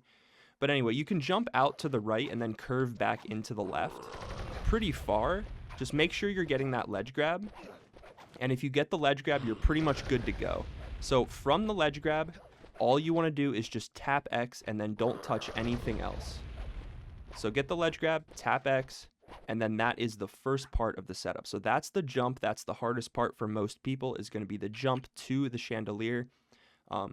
From here, you are good to go as long as you don't touch your camera and you just hold right on the D-pad. You should be fine to hit each of the mirrors. So again, I'll show this in one full motion. So like I said, jump forward and hit circle, swing your cane, and then jump out around, get the ledge grab, tap X. And if you hold right on the D-pad, you will have time, if you do it fast enough, to go all the way around in a circle and hit each of the mirrors if you time your square inputs. So there's a couple things you can do here if you're a little bit too slow and you find yourself dying to Muggshot. If you're running around, let's say you miss a mirror, walk up to Muggshot and just keep hitting him. Wait for him to do his growl and then hit him. You can hit him twice, but the problem is when you hit him twice, sometimes it'll reset his guns. So what I'm going to do here is I'm going to take some time, and I waited. I'm going to wait for his growl. There it is. And then you can get the rest of the mirrors, as you can see. So if you need to take as much time, you can take as much time as you need up there. Just make sure to take your time. If you do miss a mirror, like let's say you miss one and you're like, oh no, okay, I gotta wait for him. Just hit the mirrors, continue along, and you should be fine every time. So now the last thing you want to do is, after you know all of that, you want to know how to skip the outro cutscene. So there's two ways to do that. The first being, as soon as you hit the last mirror, all you got to do is load the game. And that'll skip the cutscene. And then you can exit to hideout from here by using the map. So there's another way to actually skip the outro cutscene for Muggshot, and that is by pausing the game on the same frame the autosave comes up. It's really not the same frame, but it's relatively precise. And this is too early. As soon as I unpause the game, you'll see the autosave come up. So I was like a couple frames too early here, as you can see. So the goal is to try to pause the game the moment the autosave comes up, and it will take a few tries to get the hang of. It's really not that easy. So I would recommend, if you're a beginner, just load the game. Like from here, I don't see the autosave, so I just load the game here and it would work normally. But again, I was like a frame too soon on the pause there. So again, let me try to get this. So do Chandelier, hit all the mirrors. And there it is, I paused and you can see the autosave came up, so I don't have to load the game. I can actually just view map and go directly to the hideout from here. And that is a little bit faster than loading the game. It saves one load, so about 6 seconds. But now I'm going to show you the easy way, the slow way. So just jump forward, hit this mirror, and then just jump along these. You can skip one of the spires each time, and then just wait for Muggshot, hit the next mirror, jump along, pretty much just playing this casually. And just hit all the mirrors in order. And then on the final mirror here, you actually don't need to go around. You can actually just hit it, jump over, hit this one, and then you're good to go. You can let slide die here, or you can just pause the game and load. Either one of the two is fine. If you don't have the lives to die, you should probably just load there. But when you spawn back in, you're going to view map and then go to the hideout, and you're on to World 3. So press right, press X, and spam triangle and start to skip the cutscene. And this will put you in the Dread Swamp Path. So World 3 is a nice change of pace from Worlds 1 and 2 in that we actually get to play the game now. We can't skip World 3, so we have to actually play all the levels in World 3. So the first thing you want to do in Dread Swamp Path is do not kill this mosquito. If you kill this mosquito, there is a cutscene that will spawn, and I'll show that now. So if you kill this mosquito and you try to run forward, there is a Bentley cutscene that spawns. So don't kill the mosquito. What you want to do is jump over here to the right and then jump over here. Or alternatively, instead of jumping on that right platform, you can just run here, double jump across, and you can make that jump. And then jump over here to the vine and then double jump to the little bounce pad there. And that bounce pad, you can actually make it from the vine, so you don't have to take an extra jump there. And now I'm going to explain the first trick in Dread Swamp Path, known as Dread Swamp Jump. And this trick is very difficult, and I would not recommend any beginners try to learn this. You can learn it if you'd like, but I wouldn't recommend putting it in your runs because it only saves 15 seconds, and it is not an easy trick to do. There's a few different ways that you can set it up. I'll show you how I like to set it up first, and then I'll show you how a couple other people like to set it up. So the way I like to set it up is sort of like this, and I'll explain this in a second. But this is what DSJ is. You skip all the way over here from the rock to the platform. And like I said, it's not an easy trick to do. So it will take a lot of practice to get down. I've practiced this a lot and I still miss it. But basically the goal is to get over here where this checkpoint is, and that skips all of this, this casual movement here. But there is a backup. Like I said, if you're a beginner, there's a charm up here that I'll have you get, and I'll go over the route for that right after I explain Dread Swamp Jump. So there's two ways you can do Dread Swamp Jump. The first way I'll show off is the harder way in my opinion, but it's the way I see a lot of people do it. So really whatever works for you here. But what you can do is, I don't like to do it this way. I'll show you how to do it my way right after this. But you come down here and you keep jumping and pressing circle until you're ready, until you feel like you're lined up. And when you are, you can jump off and try to land on the rock from there. But I don't like to do that. I feel like you have a lot less control over your jump when you're jumping from this angle. But whatever works for you, if you want to try it like that, feel free. But I do not like to do it like this. If it makes it easier, feel free. But you can still do it like that. But the way I like to do it is I like to jump from about right here, before the camera even fully goes over top of Sly. So I'm talking, instead of there, I'm jumping off right here. And I think this makes it way easier to land on the rock if you jump at a diagonal. It feels like the camera shift isn't as aggressive. If it is as aggressive, it just feels better. I'm not sure if it's just a placebo. But I just feel like I can get way more control over Sly in the air, and I'm already over top of the rock at this point, so I can just sort of let go of my left analog stick and kind of just let the game take me down there, and then adjust at the last second. So all I'm doing here is I'm sliding up to the end of the vine to about right here. I'm jumping off upright, so sort of upright, and then I'm sort of letting go of the analog stick in the air, letting the camera shift, and then I'm double jumping to give myself just a little bit more time, and then I'm going to slightly adjust my angle right at the very end. So I'm going to jump off upright, let go, and then sort of double jump and adjust at the last second. And this is kind of difficult, but you will get the hang of it with some practice. And the goal is to land on the left side of this rock. It'll be the right side if you're looking at it from this perspective. So it'll probably be the right side most of the time. But if you try to land on the left side of the rock, you can see Sly just slides off. So you must land on the right side of the rock. So right here, this is where you want to be. And you can ledge grab this side if you make any mistakes. You can ledge grab it. So you can save it. If you do get a ledge grab, just be really careful. And then from the rock, there's two things that you can do. I like to do it with the camera facing like this. I think it's easier to just line up where I'm going with the camera like this. So I like to just kind of hold up left, more up than left. And I like to just extend my double jump and then mash circle to make sure I land on the vine over here. And this is perfect. So that's one way to do the camera setup from the rock. And I'll show you another way. This is a way that a lot of people like to do it, and I think it's really consistent. So if you turn your camera around like this, so Sly is facing the camera, and you leave a little bit of a gap on the left side of your screen so you can see that vine there behind the waterfall, you can just sort of hold down on the analog stick and double jump and press circle, and you can still make it to this vine. A lot of people like to do it that way. I like to just send it from the natural camera, so like this, I like to just go from here, and that works the same way. But the same way applies for the camera, the camera setup. So you can land down here, turn the camera, and then do the same setup there. I'm not used to doing it that way, so that's why I failed there. But it works the same exact way. So just land down here on the rock, and then set it up however you'd like. You can set it up however you'd like. Both of them work the exact same. And then from here on the vine, there's two things you can do from here. The slower way, the safer way is to come up here like this and jump down. So that is probably what I recommend most people do. If you're feeling a little more confident, you can do something like this, where you jump over to the tree root and then land on that and jump over to the platform. That is slightly faster and it's a little more risky, but feel free to do with that as you will. One more time in its full motion, like I said, you can try it like this. I think it makes it harder to do it like this, but whatever works for you.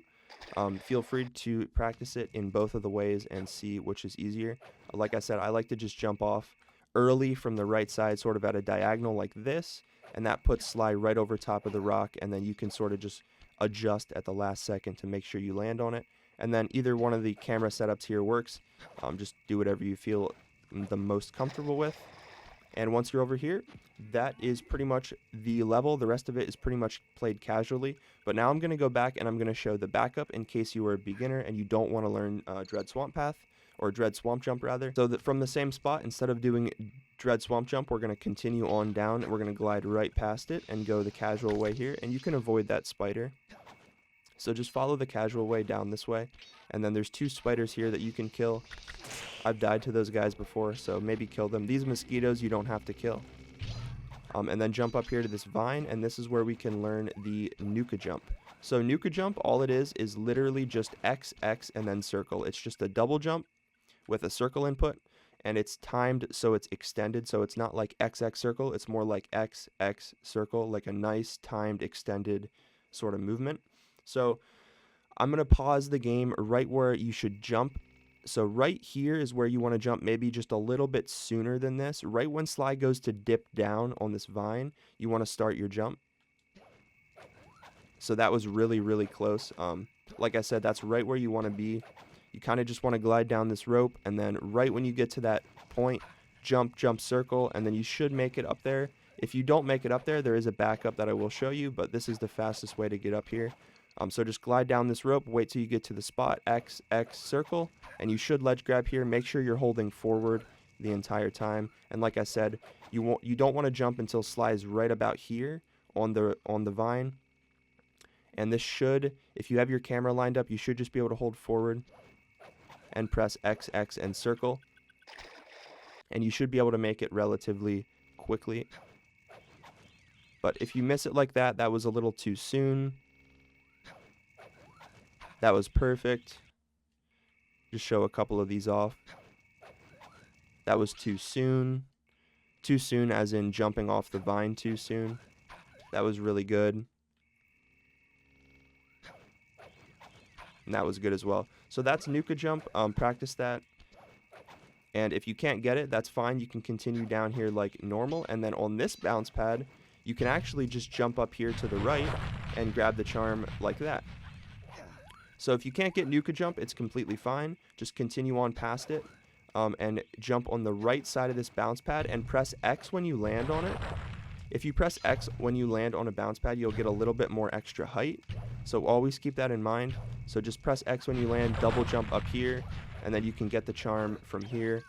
Drop down like normal, and you're good to go. So I'm going to show off how that should look in a run. So if you're doing it like this in a run, you'll be coming up from this way.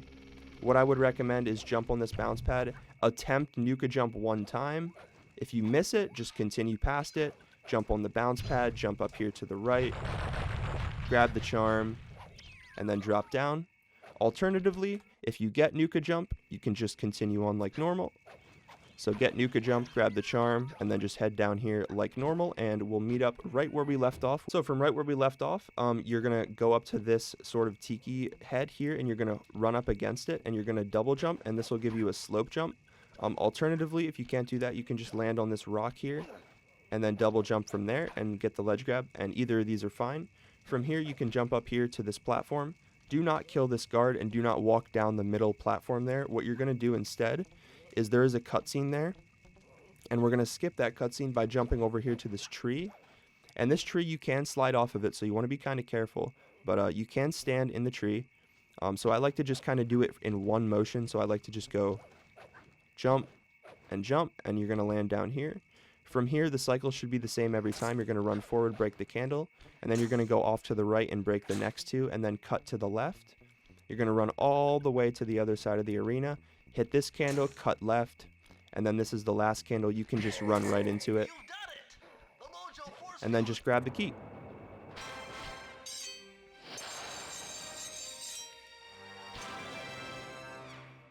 Run up the walkway and put the key into the lock.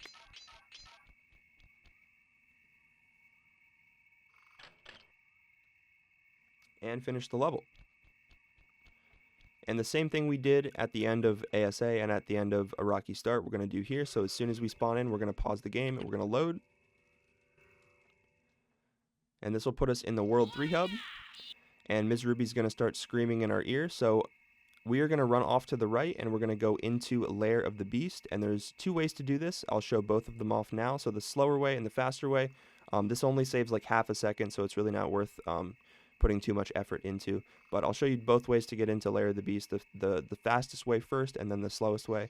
So the fastest way is you run over here, jump on this tree branch, and then jump up to here like that. Alternatively, you can just use the bounce pad.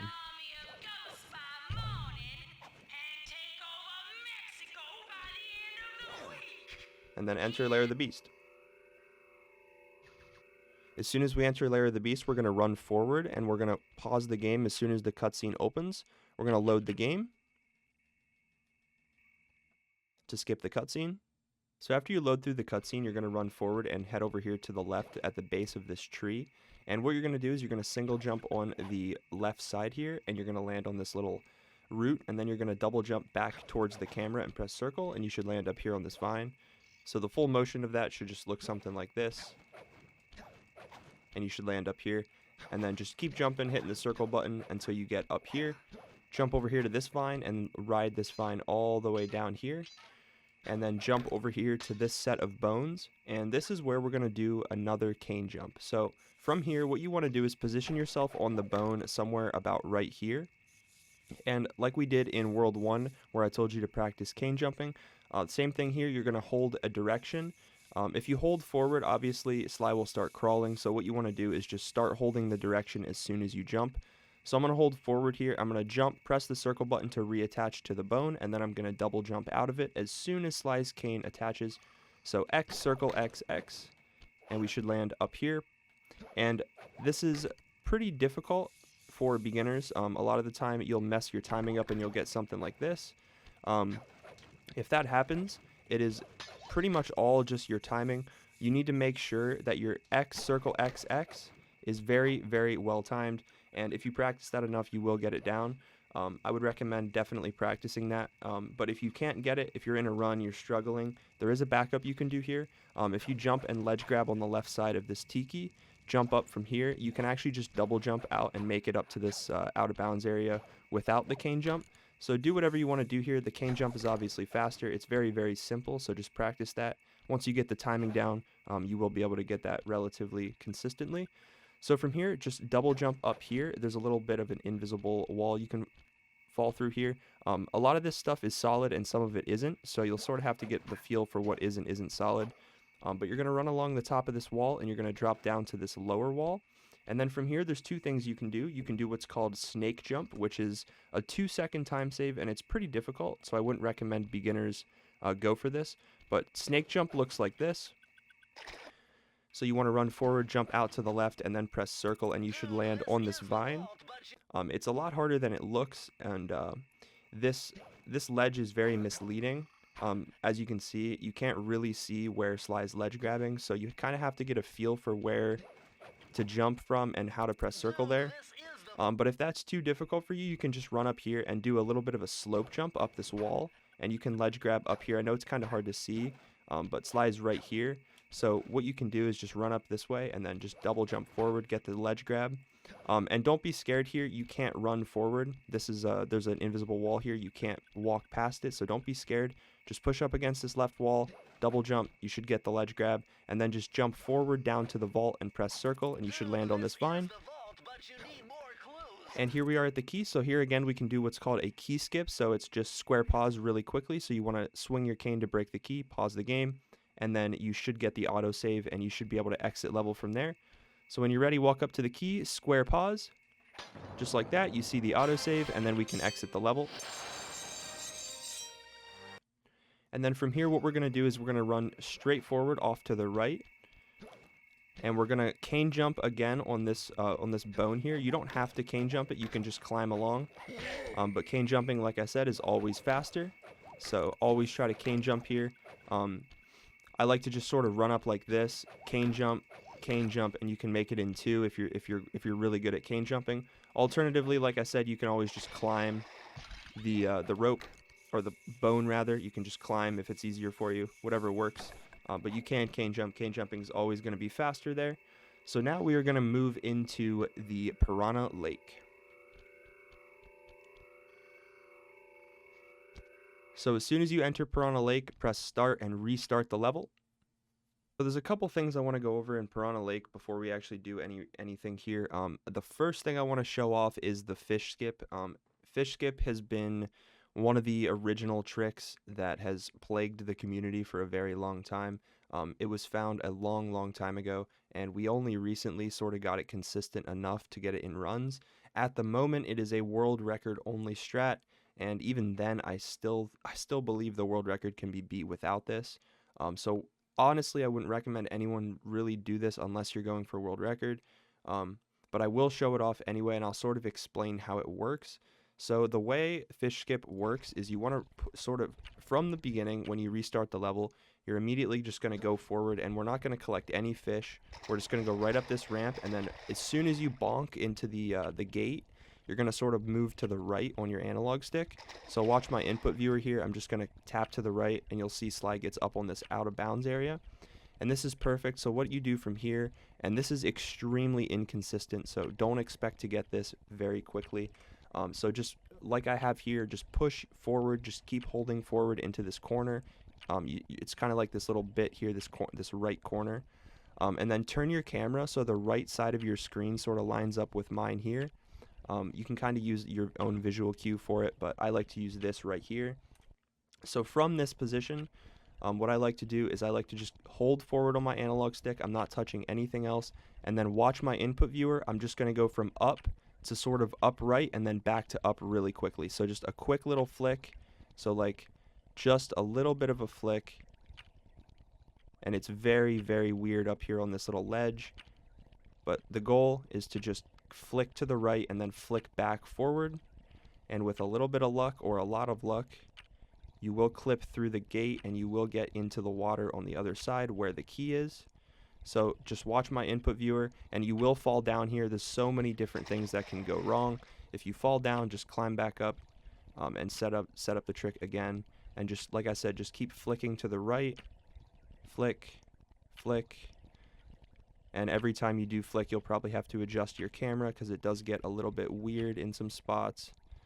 But like I said, this is extremely inconsistent. This isn't something I would recommend really anyone do in the run. But there it is. That's fish skip.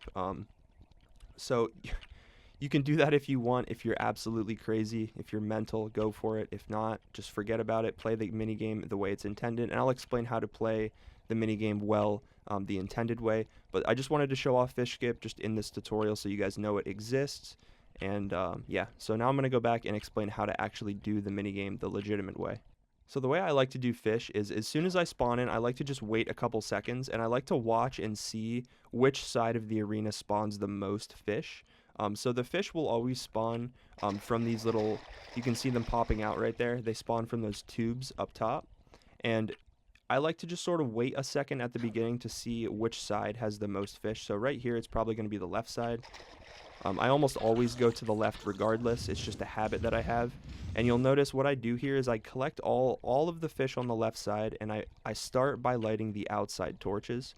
So this is what I'll do. I'll go through it all in one motion, and I'll explain sort of what I'm doing. So again, I'm waiting. More fish spawn on the right, but I'm going to go left here because it's just a habit. And then I got 5 fish there, so I'm going to light all 5 of these outside torches, and I'm going to head back towards the middle.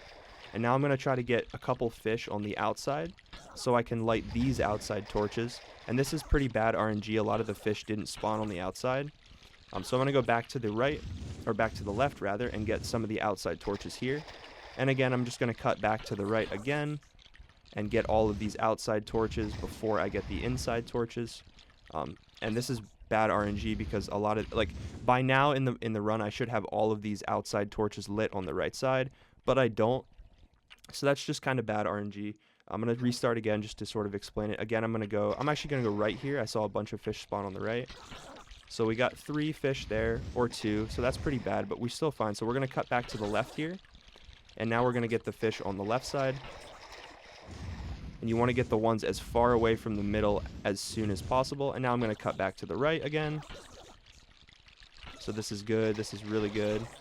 So get all those, get some of these. Make sure you get all the outside torches before you get the inside, or whatever is really the most convenient for you. Basically, the goal here is to just go back and forth between the sides, collecting fish along the way. And this is pretty bad. This is a really, really slow fish. So again, I'm going to restart one more time. And hopefully this goes a little bit better, but this is a lot of just RNG.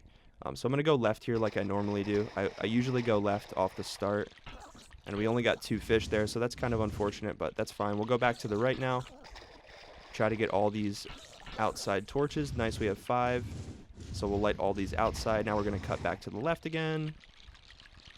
Try to get 5 fish. Nice.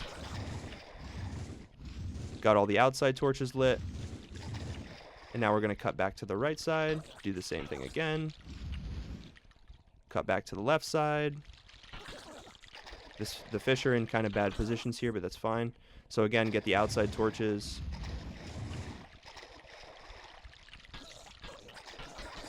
This isn't terrible so far. So this will be all the outside torches lit now. And now we just have the inside torches, so I just need 5 more fish. So that's 4. And a 101 is pretty bad for my standards, but it works. I'll do this one more time in a full motion. So again, I'm going to start by going to the left side here. Nice, we got 4 fish that time, so we'll get all 4 of these outside. And then we'll start going inside again. And we'll get these outside torches with these fish. And we'll cut back again to the left side. And you want to always go where the most fish are. So if you see a group of fish, you always want to follow them. Never try to follow one fish. Just try to follow groups.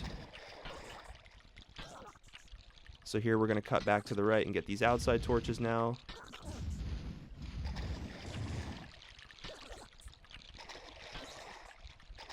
So this fish started out really well, but it ended up going pretty poorly here. Now we'll get all the inside torches. Collect the rest of these fish. And this was a slightly better fish this time. This was a 104 or a 103, so that's not bad. Really anywhere above a 1 minute fish is pretty good. But that's essentially what you want to do. Practice goes a long way with these mini games. Like I said, the goal here is I like to just go left first, get all the outside torches, go right, get all the outside torches, and then just try to follow groups of fish and light torches along the way. The goal is to get the outside torches as soon as possible so you can stay sort of towards the inside of the arena rather than going way out here and losing time. But like I said, just practice as much as you can here. It will go a long way. But when you're done with the minigame, what you're going to do is you're going to drive into this little dock, and you're going to try to pause the game with the autosave. So you're going to try to time your pause with the autosave. So Sly's going to jump out of the vehicle. He's going to jump right into the key, and you're going to try to pause the game right when he hits the key. So just like that. And if you get the pause, what you can do is view map and go back to the hub, Swamp's Dark Center. If you do miss the pause, like if you pause too early, I'll try to show that off now. Doesn't seem to be working here. You can pause too early here. Just like that. So if you pause too early, what you can do, if you don't see the autosave, just load the game. You'll collect the key. And then as soon as you spawn in, just press the map button and then go back to the Swamp's Dark Center. From the spawn in the Swamp's Dark Center, there's 2 things you can do. There is a advanced route and a slightly easier route. So the advanced route is going to be here to the left. You're going to jump on this bounce pad. And the goal here is to just double jump from this platform up to there. And what I like to do is I like to just get right up here on the edge, tiptoe, and I just jump sort of at an angle right towards like the second or third piece of wood in this fence. So sort of like right here. This will work every time. And I don't like to sort of inch forward. What I do in runs is I sort of just run. I run forward at it. So I just kind of like jump up here from the bounce pad, sort of like this. And I just kind of run at it like this. And it should still work like that. So either one of the 2 works. If you want to take your time to set it up, feel free. Just kind of inch your way out and then aim for that fence and just jump right at it. And you should get it every time. If that's too difficult for you, what you can do instead is instead of going up here to the left towards the bounce pad, you can go here to the right and use this bounce pad instead. You can just climb this rope as normal, or you can alternatively, you can just jump and make it up to this platform without touching the rope. It's a little faster. And then from here, just jump around and use the circle inputs there on the fence to get around. You can tell how often I do this route. But yeah, you just come over this way, kill the guard, and enter a Grave Undertaking. Alright, so in a Grave Undertaking, the first thing you're going to do is break these brambles. And fun fact, you can actually break them in 1 cane swing if you're good enough. That was 2 cane swings. It's actually really hard to get it in 1 cane swing. But what you want to do is if you watch my input viewer, I'm going to press square and then I'm going to mash forward on my analog stick. So every time you mash forward, there it is. That was 1 cane swing. So if you run forward and if you swing your cane and tap forward, every single time you tap forward during your cane animation counts as an attack. So if you tap forward, if you spam it and then swing your cane, you can see that I broke 2 of the brambles in 1 swing, and then there's 1 more. Normally this takes 3 cane swings, so 1, 2, 3. But like I said, if you just run forward and then swing your cane, tap forward, you can get it in 1 cane swing, you can get it in 2. So just do that. It's a little bit of an optimization. You can run forward, kill the ghost, grab the charm, and then here we are going to do an out of bounds. So what you're going to do from here is jump over to this tree, and you're going to land on this close root. And then from here, what you're going to do is double jump up and ledge grab on this little thing here. And I want to mention something. When you jump up from this ledge grab, it is very important that Sly is facing to the right. So to the right as in this way towards this tree. If he's facing forward, I'm going to tap forward and you can see he slides off. Just like that. So Sly needs to be facing to the right. So this way, he cannot face forward or he will slide off. So keep that in mind when you do this trick. So like I said, come over here, jump up, ledge grab, and if you want, you can turn your camera here to make it easier to make sure Sly faces this way. I keep it like this. I just use right. But as long as Sly faces towards the right, so this way, it is good. Like I said, if I tap forward here, he'll fall off. So it's very important that you face to the right here. So again, jump on this branch, jump up here, and you can turn your camera if it makes it easier. So then once you get up here, what you want to do is you want to turn your camera in a way that makes it easy to jump to the branch on my right. I don't know if you can see it. It's kind of hard to see, but it's this branch right here. This is the branch we're going to be landing on. It sticks out just a little bit, and I know it's kind of hard to see where this is right now, but what I can do is I can land up here.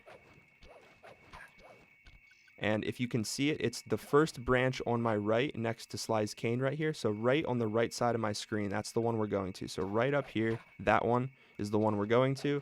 It will take a little bit of practice, but there's a couple ways that I can help you guys get this trick. So get up here, double jump up here, and make sure Sly's facing to the right so he doesn't slide off. And then what you can do is there's 2 things you can do. You can do my way, which is the way I like to do it. I see a lot of people do it this way. Which is just turn your camera sort of in this direction and then jump up right and get the ledge grab here. This can be really difficult because you're going up right instead of just in one direction. So again, jump up here, make sure Sly's facing to the right, and then instead of turning your camera like this and jumping up here to the right, what you can do instead is you can actually do a somewhat similar thing that we did on Dread Swamp Jump, which is turn your camera around like this. So Sly is facing the camera, and then you can just hold down and get the ledge grab from there as well. So once you're up here, like I said, turn your camera, and then you can just sort of hold down, and you can get the ledge grab like that as well. I'm not used to doing it in that way. I'm used to doing it like this. So it's going to be a little different for me. But either one of the 2 works, whichever one you want to do. This one is the way I like to do it. Get the ledge grab from there. I see a lot of people do it in this way as well, where they come up here like this, and they will turn their camera in a way that lets them jump out and get the ledge grab just like that, and that works as well. Either one of the 2 is fine, whichever you find the most consistent. But the hardest part about this trick is definitely getting this ledge grab. Everything else is pretty simple. Coming through the tunnel, killing the ghost, just jump to the right. This is easy. Jump up here. This is easy. Double jump up here. And make sure Sly's facing to the right. Line up your camera however you like it, get this ledge grab, and then tap X, and you should be fine every time. So here it is in the full thing. So you're going to run forward, kill the ghost, grab the charm, jump up here, make sure Sly's facing to the right, line up your camera in whatever way you'd like. Once you get the ledge grab, tap X to jump up, jump over here to this branch. And then from here, what we're going to do is actually jump into the center of the tree, and this is where the invisible collision starts. So this is where it can get a little confusing. The more you practice, the better you'll get at this, as goes anything in this game. But like I said, so I'm going to jump back down here just to show you in the full motion. So jump up here, make sure Sly's facing to the right, set up your camera however you'd like it.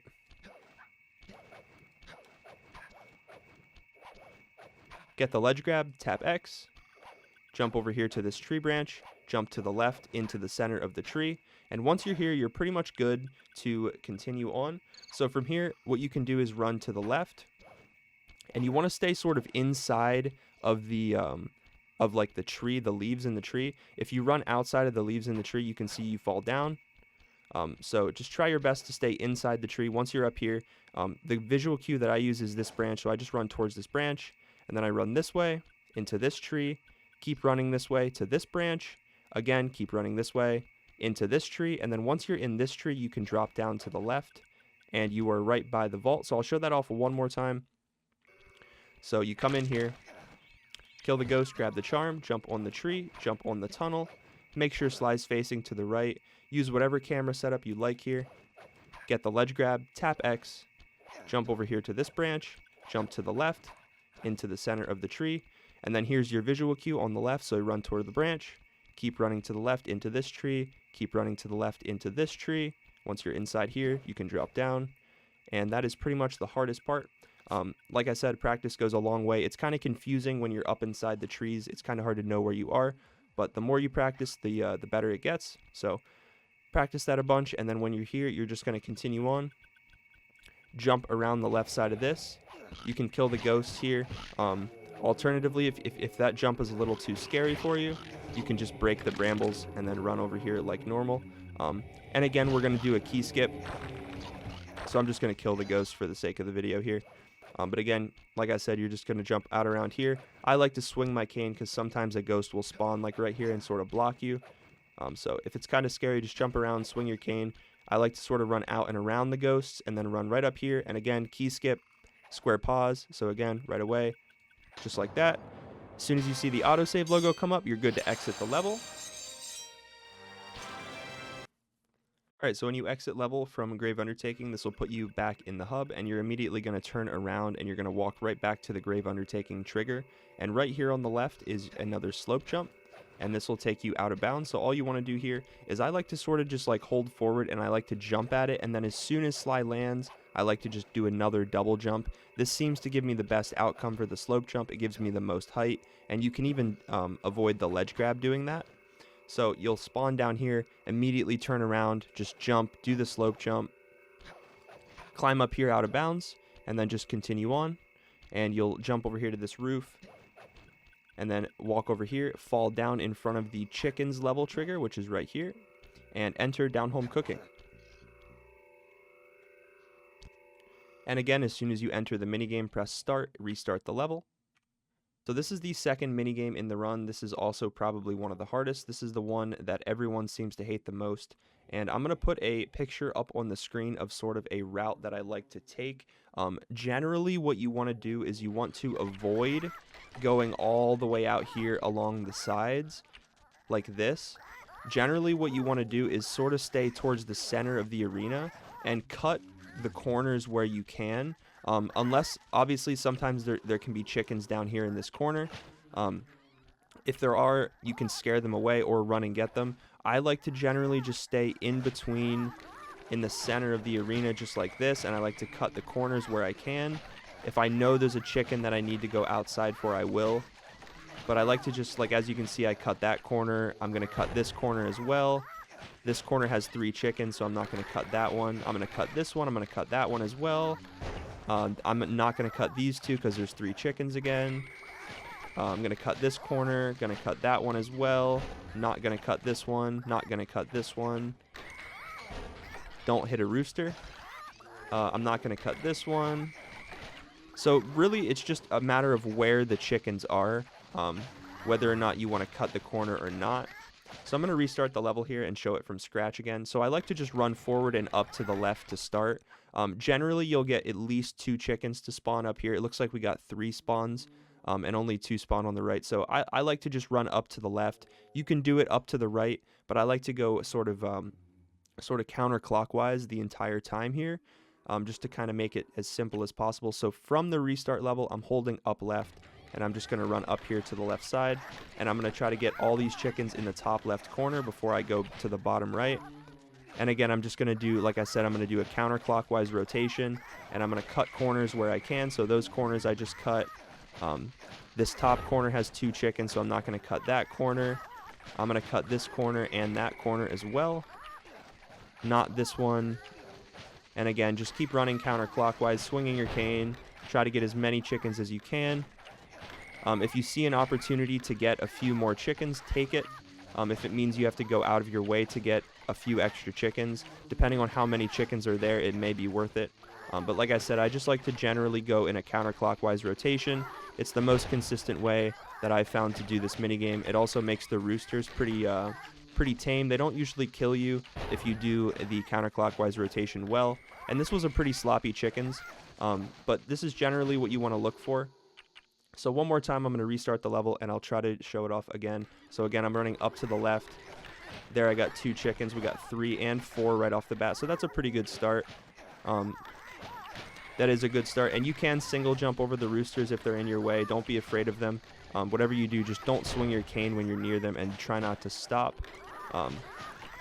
And just be aware that they can spawn right in front of the door that you're about to swing, so just be careful. If you know roosters are about to spawn, be careful with your cane swings because you can hit them through the door. But generally, like I said, just run in a counterclockwise rotation. Cut corners where you can. Try to avoid the roosters. And this was a pretty good chickens, I'm not even going to lie. Generally, a good chickens is somewhere around 40 chickens at 40 seconds left. Any higher than that is above average, so it's pretty good. This chickens wasn't bad. So that was a good chickens. That was a pretty good example of how it should go. Just play it safe. Try not to take any damage. You do want to try to keep your charms here if you have them, so try to keep at least 1 charm by the end of this. And again, we're going to do a key skip here, except this time we can't just press square pause. We actually have to jump and then press square and pause. So just come right up to the key, jump, square pause, and then exit level, just like we did for all the other keys. And this will take you right back to the Swamp's Dark Center. From here, hold left, drop down here. And then what you can do here is just one of 2 things. You can just jump into the vehicle as normal, just like that. Sometimes you'll miss it, which is pretty funny. But you can jump into the vehicle like normal, or you can do what I just did there and just jump, swing your cane, and Sly should miss the vehicle, and then you can just kind of run in. A little bit of a swag strat. It doesn't really save any time, just a little cool thing you can do. So if you want to do that, it might even lose you time. It depends what happens. But just do what you want to do here. I just have a habit of doing it like that just because it looks cool. It probably loses time, though, so I wouldn't recommend it. Just jump into the vehicle. And then this will take you into a Ghastly Voyage. So just come down to the boat.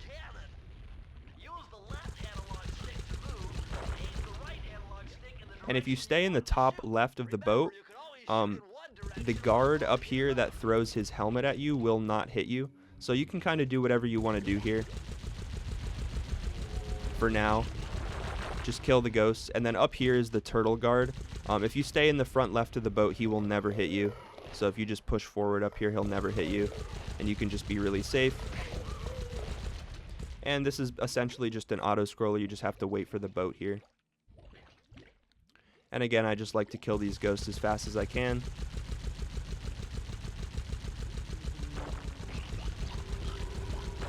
And that's all the ghosts. So now I like to start pre-shooting this wall so I can get through fast. And again, just keep pushing forward. Bait out this guard. Just keep going. Here I like to go left. I like to break the left side here first. And if you do it fine, you will have time to come through there before the ghosts on the right will see you. So again, I'll show that off. So break this wall. Just keep pushing forward. Immediately break these. And again, if you go to the left here and you start breaking this immediately from a distance, you should be able to move forward and miss the ghosts on the right. If you're not confident in that, just take your time, kill the ghosts, break the other gravestone, and you should be fine. So from right here, I'm going to go to the middle right away. I'm going to break this wall and push right through. Focus on the ghosts first. The turtle guard will almost never kill you there. So again, I want to show that off one more time here. All in a full motion. So break this wall, come immediately break this wall.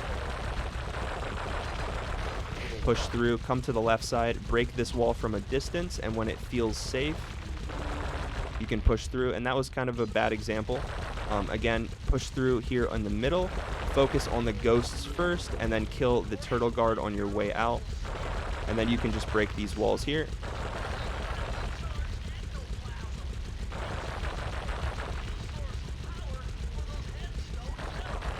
And just keep breaking the walls here. Here you can do something a little scary. If you push forward, you can actually beat those ghosts behind you. And just keep coming through this hallway. Break these.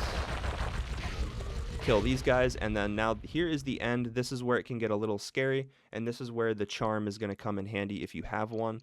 Because this part can go wrong in many ways. So I'm going to show this one more time, just that full section, and then we'll come right back here to the end and I'll explain what we call fastly. So this is what this should look like on a good run.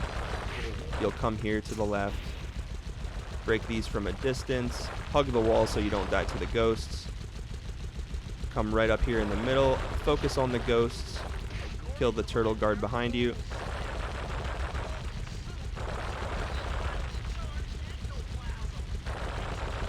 Up here you can play this safe or you can play it risky. I always like to play it risky, but like I said, play it safe if you feel nervous here, because this level can go very wrong, and if you die here you have to restart, go all the way back. So try not to die in this level, play it safe. And here is the end. So this is where we do what is called fastly. Fastly is done sort of in this way. You want to come down the middle, break the tiki, and break this first wall on the left and break the statue, just like that. And you're going to be surrounded by ghosts here, but the goal here is to break the middle statue while you're moving up the left side.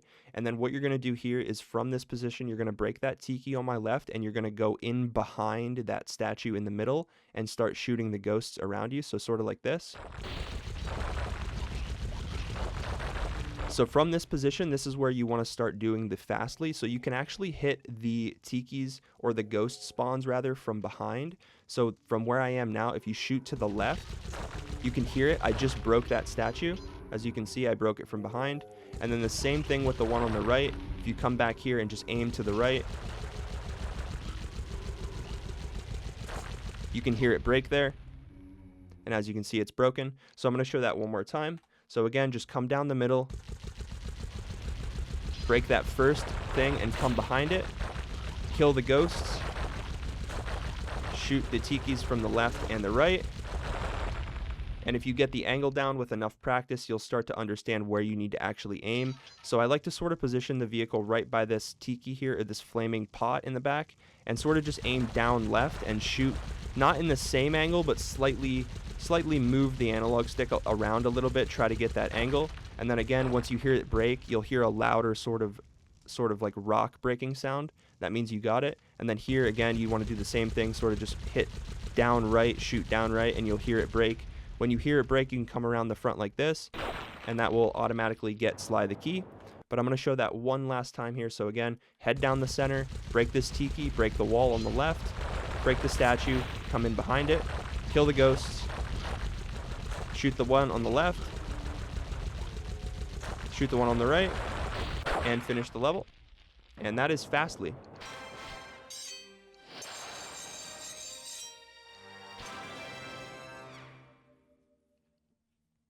So that should put you right outside Ghastly Voyage, and you immediately want to run forward, and you want to double jump over this guard's light and press circle, and you should land here. Again, you can double jump and press circle over his light, and you should be able to make it over here relatively quickly. Like I said, this has to be done relatively quick. So as soon as you spawn in, just keep running forward. You want to double jump, press circle, and then wait a second, double jump, press circle, and you should make it over both of those guards' lights. There is a backup if you get spotted by one of the guards. So I'll deliberately get spotted here. I'm going to jump over his first light, and then I'm going to get spotted. If you jump and press circle, they will miss their shots as long as those shots are already tracking Sly. If you jump and press the circle button while those shots are tracking, they will miss you. So if you jump over the first one and then, oh no, I got spotted, just wait a second, jump and hit the circle button, and then they should miss you, and you should be good to jump down here. And then enter Descent into Danger.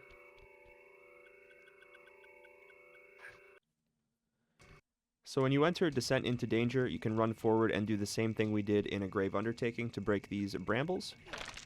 You can break them in 1 or 2 or 3 cane swings, whatever you want to do. And then from here, right before you get to the bottles, you just want to jump and hit the circle button, and this should pull you over here. And it's important that you are fast enough here. So I want to show this in a full motion. So again, run down, break the brambles, jump, circle, double jump, and you can actually land here without pressing circle. So that's what you want to do. You just want to land here, then jump over here to this platform. And this is where we're going to do what is known as the bone jump. So I'm going to show the bone jump, which is pretty difficult. I'm going to show 2 ways to do it, and then I'm going to show a backup in case bone jump is too difficult for you guys. So in a full motion, this should look like something like this. So run down here, break the brambles, jump, circle, double jump, and then bone jump takes place right here, just like that.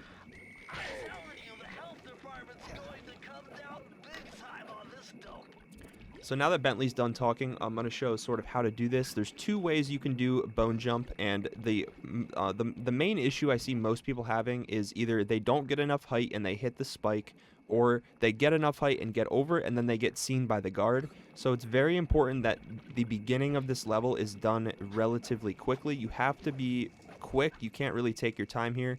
So as soon as you break these brambles, you want to jump, circle, double jump over here. And then you just want to basically just continue running and go for the bone jump. And you should make it in time so the guard doesn't see you. But now I'll explain how to actually do the bone jump. So by this point in the run, you should have a charm. If not, it's totally fine. If you're a beginner, you might have taken damage maybe in Ghastly Voyage, maybe in Chickens. There's a lot of places in World 3 that can kill you. So if you don't have a charm here, do not worry. It's completely fine. But if you do have a charm here, I just want to mention iframes, which are invincibility frames. If you take damage by a spike, you can actually just jump and land on the spike for a second. So I'll show that again here. I'm going to give myself a charm, and then what I'm going to do is I'm actually just going to purposely take damage. And you can see that I can stand on these spikes for a second until Slide dies. And that's important if you have a charm at this point in the run. If you go for bone jump and you miss bone jump, what you can do is actually just use the iframes to get over the spike. So here I'm going to purposefully miss the trick, and I'm just going to jump up normally. Because iframes last so long, you can actually just go from this bone directly to the spike and just double jump from here up to it. So if you have a charm and you take damage, just double jump up here and you should be fine. Just make sure you kill the guard immediately because he will kill you. So just keep that in mind. Invincibility frames are really helpful here if you do have a charm and if you do fail. The actual trick itself is the cane jump again, so it's the same concept as before. You want to jump away from the bone, and as soon as Sly's cane grabs it, you want to jump off. So as soon as his cane latches on, you want to press X to jump off. So all I'm doing here is I'm jumping out to the right. I'm not in line with the bone. I'm not jumping towards the bone. If you jump towards the bone, you will not get the trick. So what you want to do is you want to make sure you're running to the right of the bone and jumping out, so Sly has to reach to grab the bone.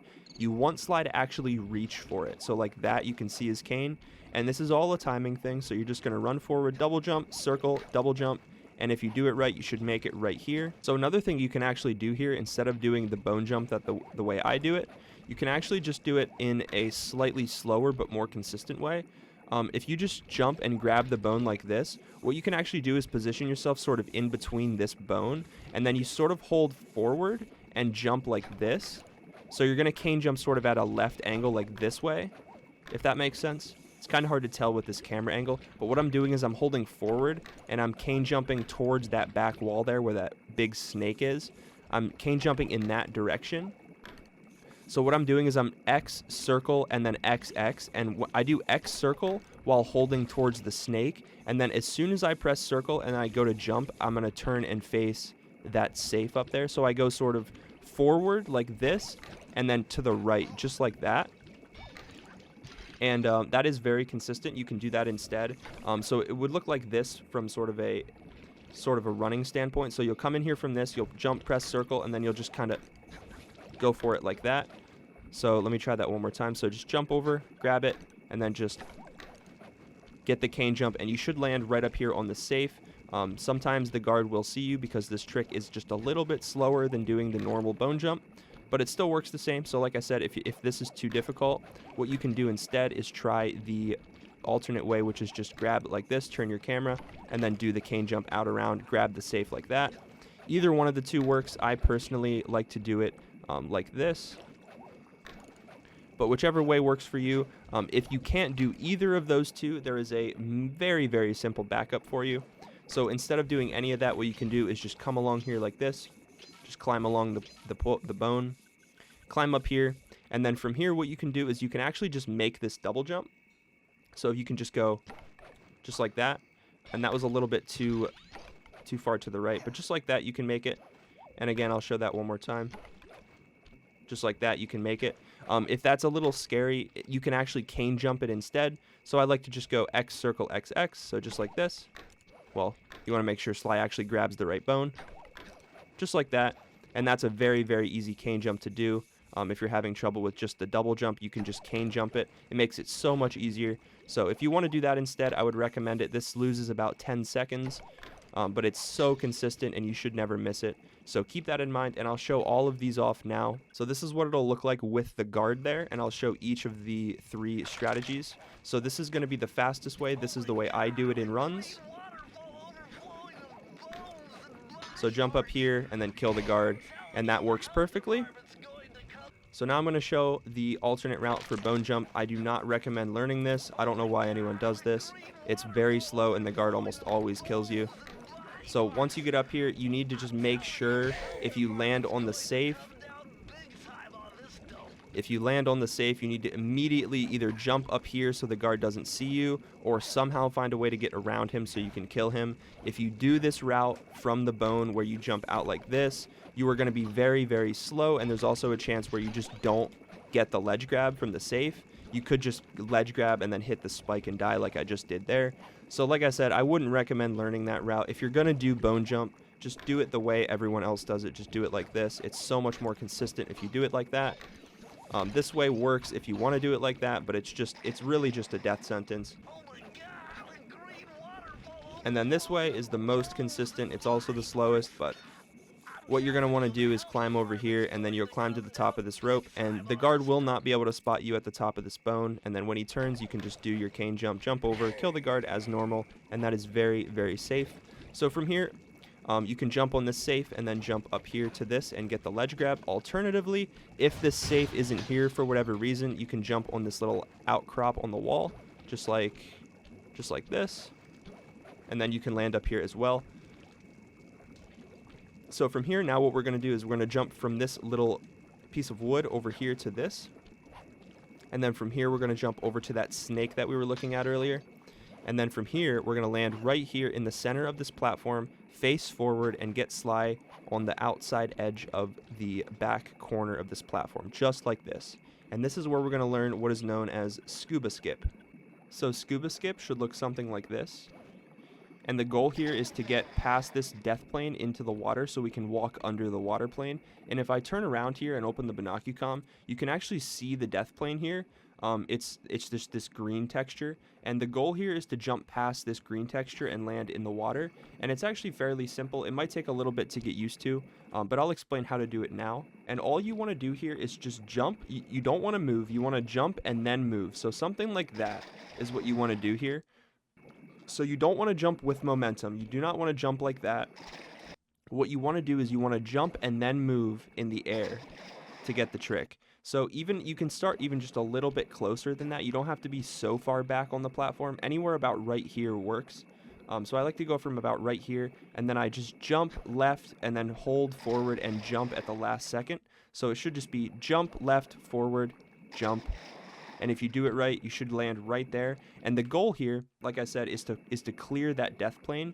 So if you jump, move left, and then push forward, you can see that I press X to double jump right when Sly's feet hit the water. And that's the most important part here. So like I said, jump left, forward, jump. As soon as Sly's feet hit the water, that's when you want to do your second double jump. And that should get you past the death plane every time. Like I said, it's kind of finicky, and you don't want to jump with momentum like that because it'll just ruin your setup. So like I said, you want to jump and then move in the air, and you only need to move left just a little bit. So it's X, left, and then you just push forward. And like I said, you don't need to be so far back. This actually makes it harder. So if you're too far back, just take a few steps forward. It'll make it a lot easier for you, like this. As you can see, it makes it so much easier. So you don't actually want to be this far back. Just take a step forward and then jump left, forward, and press X. And you can see, if you watch my input viewer, you can see what I do here. I go X, left, forward, and even a little bit upright. It's not even just forward. It's more like X, left, and then upright. So you're going to just want to practice this a bunch. It is kind of finicky at first, but once you get the hang of it, it should be easy. The goal, like I said, is to just land past that death plane. So jump left, forward, and you're just going to press X the moment Sly's feet touch the ground, and you should roll right past that death plane. Should land right around here. And that is Scuba Skip. So from here, after you're done in the water, just continue along, run all the way down here under the water.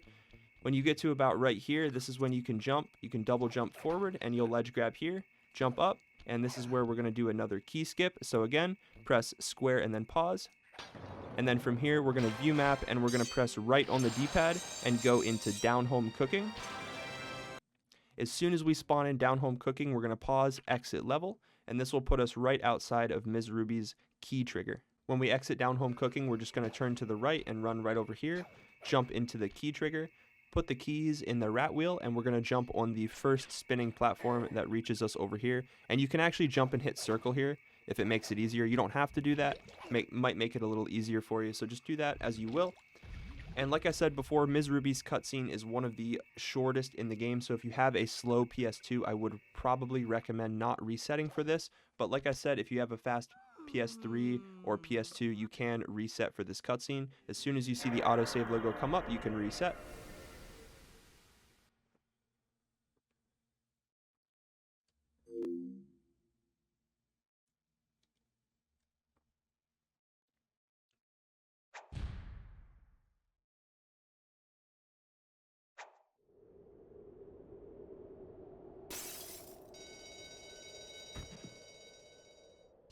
And again, after the Sucker Punch intro is done, just spam the start button to skip these cutscenes and return to your current file.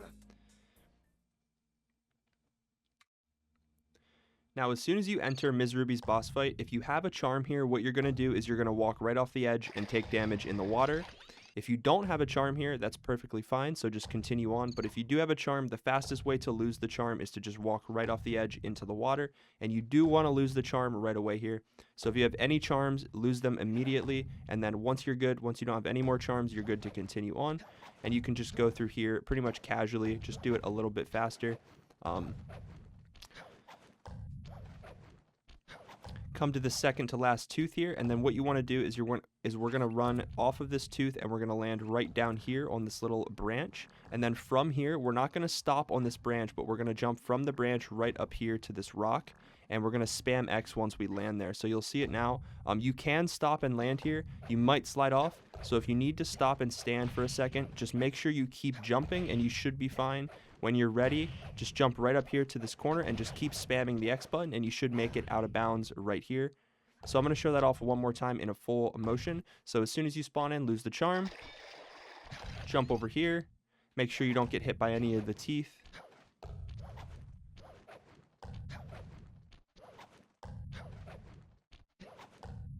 And then from here, like I said, we're just going to jump off. We're going to land right here on this branch, and then we're going to jump right up here. Climb to the top, and then from here what we're going to do is we're going to jump right to this little branch that sticks out here. I fell off of it there. It's kind of a little bit of a slippery branch, but you can land right here. This is where you want to land. And then from here we're going to just jump towards Ms. Ruby. So just double jump up here, and you should land on this invisible barrier. And we're going to do the same thing again. So push towards Ms. Ruby and double jump again, and you should land up on this higher bit. Once you're up on this higher bit, all you need to do is just double jump towards that rope on the right. So just double jump this way. You should land on a lower bit, and then from here you can just walk off and land right in the water, right behind Ms. Ruby, and this should give you the checkpoint for the second phase of the fight. This skips her cutscene and the first phase, and there it is. We land on the turtle, and we're in the second phase of the fight. So now obviously you just play the fight normally, and if you didn't know, you can spam these inputs. You don't have to time them. You can literally just spam them to make it easier.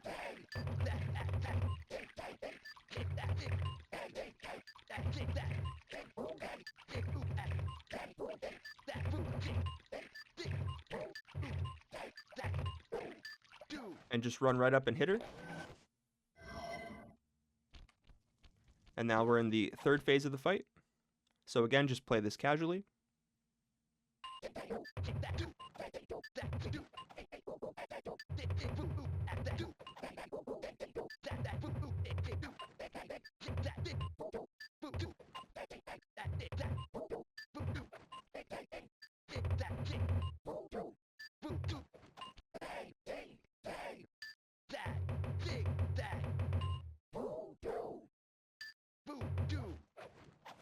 Alright, so now here we are at the end of the third phase, and this is where we're going to skip the final phase of the fight. And the skip is very, very simple. So as soon as you land on this final platform, you're going to want to wait for Ms. Ruby's attack. She's going to slam her tail down one time, and then that's your cue to jump down. So right here. And you're going to run right up next to her and continue holding forward. So you just want to run right into Ms. Ruby and then pause the game. So just like this, just run into her, pause the game, just like that. So as you can see, Sly is right up against Ms. Ruby's butt. We're in a running animation. So now all you have to do is hover over load game, go to load, hover over your current file. And then what we're going to do is we're going to press X to load the game, hold forward, and then mash the square button. And if you do it right, you should see the autosave logo come up.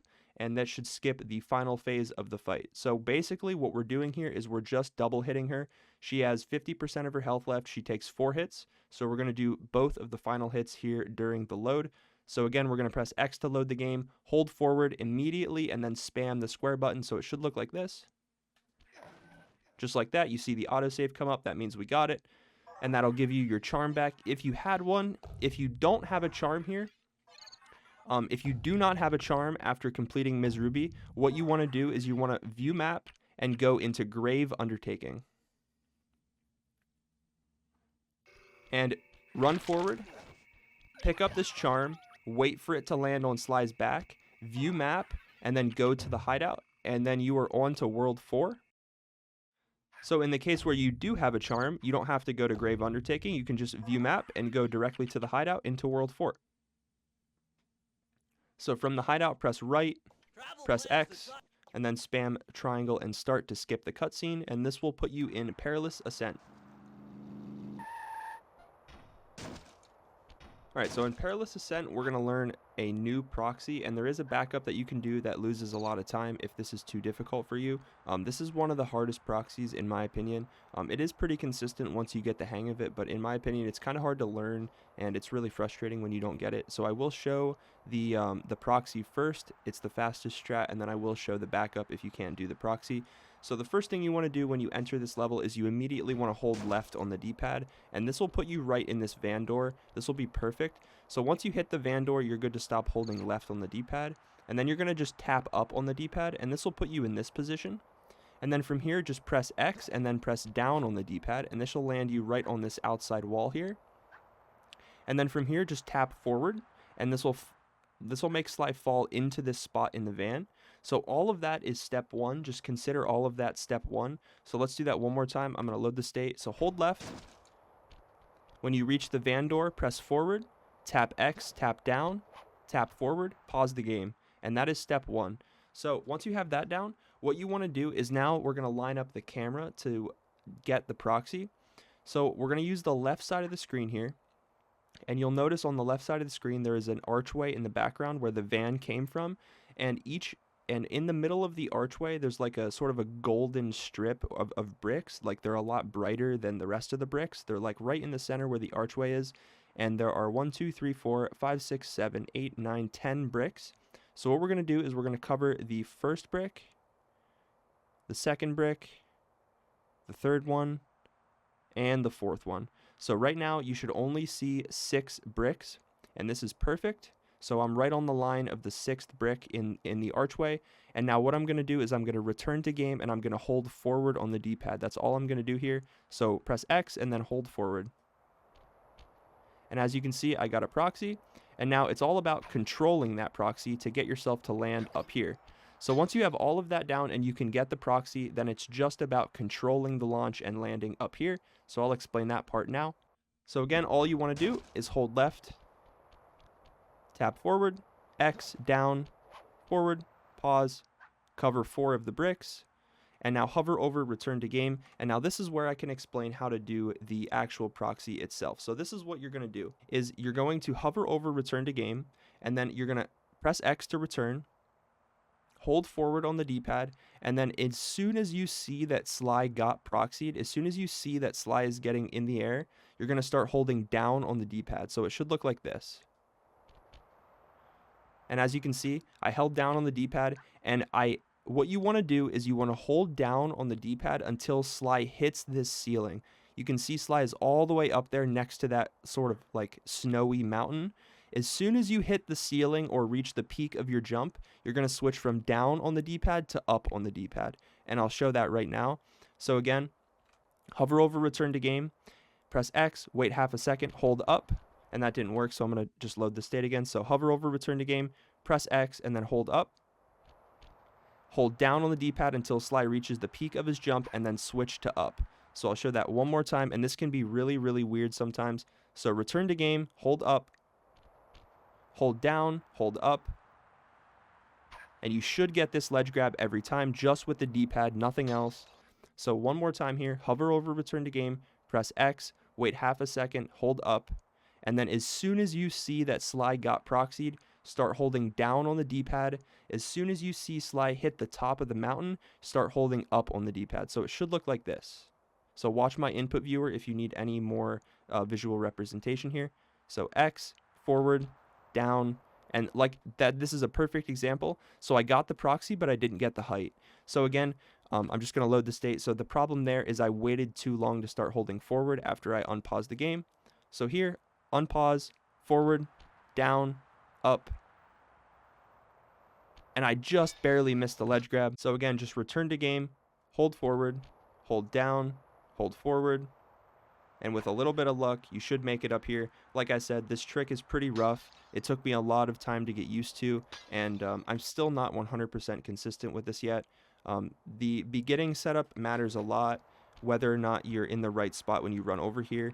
The setup can be changed by just the smallest little things, just the slightest camera angle change, the slightest movement change. Everything can affect this. So it will take some practice to get used to. If you do get an example of what I just did there, where Sly just doesn't even get a proxy, what you can do is sort of reset your position, where like you jump over here to the right and then just like hold left again and sort of reset yourself. Be careful you don't run off the edge like that. But yeah, so you want to just sort of do it like this. If you do mess up, you can run back over here and sort of reset. Just hold left, tap forward, jump down, forward, pause, and then just set up the trick again the same way you did before. And again, it didn't work, so I'm just going to keep just resetting it until it works. So sometimes this may take a few tries to set up. It's not the easiest trick in the world, like I said, but it does work. And like I said, if you need to go back and pause the video and look at my input viewer, if you need to learn the timing or anything, feel free. But from this point, the proxy itself, controlling yourself in the air, is just really, really weird because of how the camera functions. So like I said, just return to game, hold forward, hold down, hold forward, and if you do it right, Sly should ledge grab here, and you should be good to go. So I just want to mention, if this proxy is too difficult for you, what you can do instead is, instead of doing the proxy, you can come up this way, and you might have seen this done in some of the older any% runs. This was the old route before that proxy was found. So essentially, you just come up this way, avoid this guard, kill him, and then there's two ways you can jump out of bounds here. You can use this sign. The sign is pretty consistent. A lot of people like to use the sign to get up here like this. You can do that if you'd like, so just jump on the sign, and then when you're on the sign, just sort of jump towards the camera, and then at the last second, curve into the left, and you should get this ledge grab. This way is a little bit, in my opinion, this way is a little bit better, which you land on this sort of like rock face here, and then you jump out to the left and get this ledge grab. This might even be a little bit faster, but either one of these two works. Whichever one you'd like to use, feel free. I like to do this one. It's just what I've always done. Haven't done it in a while because of the proxy, but... So you get the ledge grab, climb up here, and then just sort of stay along this outside left side. And here there is a cutscene, and I'm going to save a state here just to show you guys. If you stand up here on the left, you will get a cutscene, and that is not good. So you want to stay below to the right, stay down here, and just avoid that cutscene. Stay out of bounds up here up top. And if this is scary, you can always just drop down. Just try to avoid getting killed by this guard, but you can stay up there out of bounds, and then kill the guard and just drop down sort of right here. From up there, you can just drop down on the bridge. And then from here, you can just continue on the bridge like normal. You do a little bit of an optimization here where you jump around the outside of the bridge. And this should put you right back where the proxy lands you. So the proxy will end you up like right here. So instead of going to the right for this, we're just going to go to the left, jump over this little gap here. And then right here, you want to be careful of these icicles. It takes a second for your camera to reset. So just be careful you don't die to the icicles. You really, really need to keep this charm. The charm here is extremely important, and you definitely want to take this charm into World 4. So if you lose this charm, just load the game, try the proxy again. But try your best to keep this charm here. You do want to keep this charm. If you do lose the charm, there is a backup charm that you can get later on, but I would recommend just loading the game and getting the charm back. Anyway, it's probably faster like that. So just come along here like normal. Come through here, hop on the bounce pad, and then from here you can just run down to the right side, hide yourself behind this statue, and the guard will not see you. So all you need to do here is just hide yourself behind, jump out around, and then hit him really quickly. He should never kill you there. And then what you want to do is run up to this corner, and then do a slope jump up this wall. So just hold forward into it, double jump, swing your cane, and you should hit these fireworks from below. From here, what you want to do is just drop down here, run through this door, come to the left, and then you're going to kill this guard here. Run up into this corner, and we're going to do another super jump to skip this door opening. So stand in this corner, and we're going to do a super jump. So again, square X, and we're just going to work our way around this outside edge. And what we're going to do is come right up to these two trees and just push in, and we're going to get stuck right in between those two trees, and that'll put us right through the wall, through the door, into the level trigger, into the World 4 hub. As soon as we spawn in, again, pause, load the game, load your current file, and this should put you right in the World 4 hub. So now it's time to learn the legendary World 4 skip, and luckily, after all this time, we found a much more consistent strategy, one that is almost impossible to fail. It's almost foolproof at this point. So hopefully this works for you guys as well as it does for me. So the first thing you want to do when you load the game here is just run forward along this log and then take a right. I just want to make it known that there is a cutscene right here that you want to avoid. So when you load into the hub, just make sure you run forward and then to the right. Don't cut directly to the right. And then from here, you can kill the guard if you'd like, or alternatively, you can just jump out and like this. Both work the same. If you want to kill the guard, feel free. You can just take your time to set this up. You just want to land on this outside wall and then jump to the snow right here, and then just jump up here out of bounds. Just practice that a little bit. It is kind of scary. Jumping off of this is pretty easy to fall off of, so feel free to practice that as much as you'd like. And if you do lose the charm here, you're going to load the game. You need this charm. The charm is necessary for World 4 skip. So if you do not have a charm here, I'll show you how to get a charm. But I'm assuming you do have a charm here. So if you do, you're going to need to keep it. So once you're up here, jump over here to this wall and then follow this. Enter the elite. Come to at least the middle of this tower and then take a right, and you're going to fall down here. If you try to drop down sooner, you'll fall behind this and you'll fall down out of bounds into the void. So once you're here, you can drop down to the left, and then you can jump on this little tower here. I fell there, but I'll show you how it works right now. So you'd stand here, jump here, and then you jump over from that to this pole. It's a little bit faster that way, and then you're going to kill the guard. So if you have a charm here, do not worry about what I'm about to say. If you do not have a charm here, enter Duel by the Dragon. So this is the fastest way to get a backup charm if you don't have one.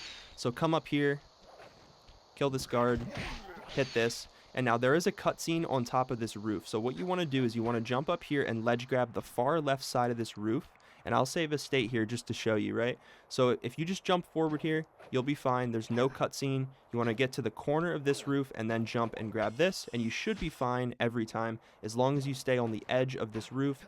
You should never hit the cutscene as long as you stay on the edge. Now I'll show you where the cutscene is. It's a pretty big trigger, so anywhere to the right of this will trigger the cutscene, as you can see. So you just want to make sure you stay sort of to the left, and that you will not hit the cutscene on this side of the roof, but as soon as you walk in, you will.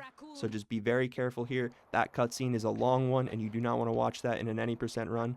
So come up to this corner, and then just double jump, grab this, ride down here, and then the charm is right here. So again, just grab the charm, wait for it to fully land on Sly's back, and then exit the level.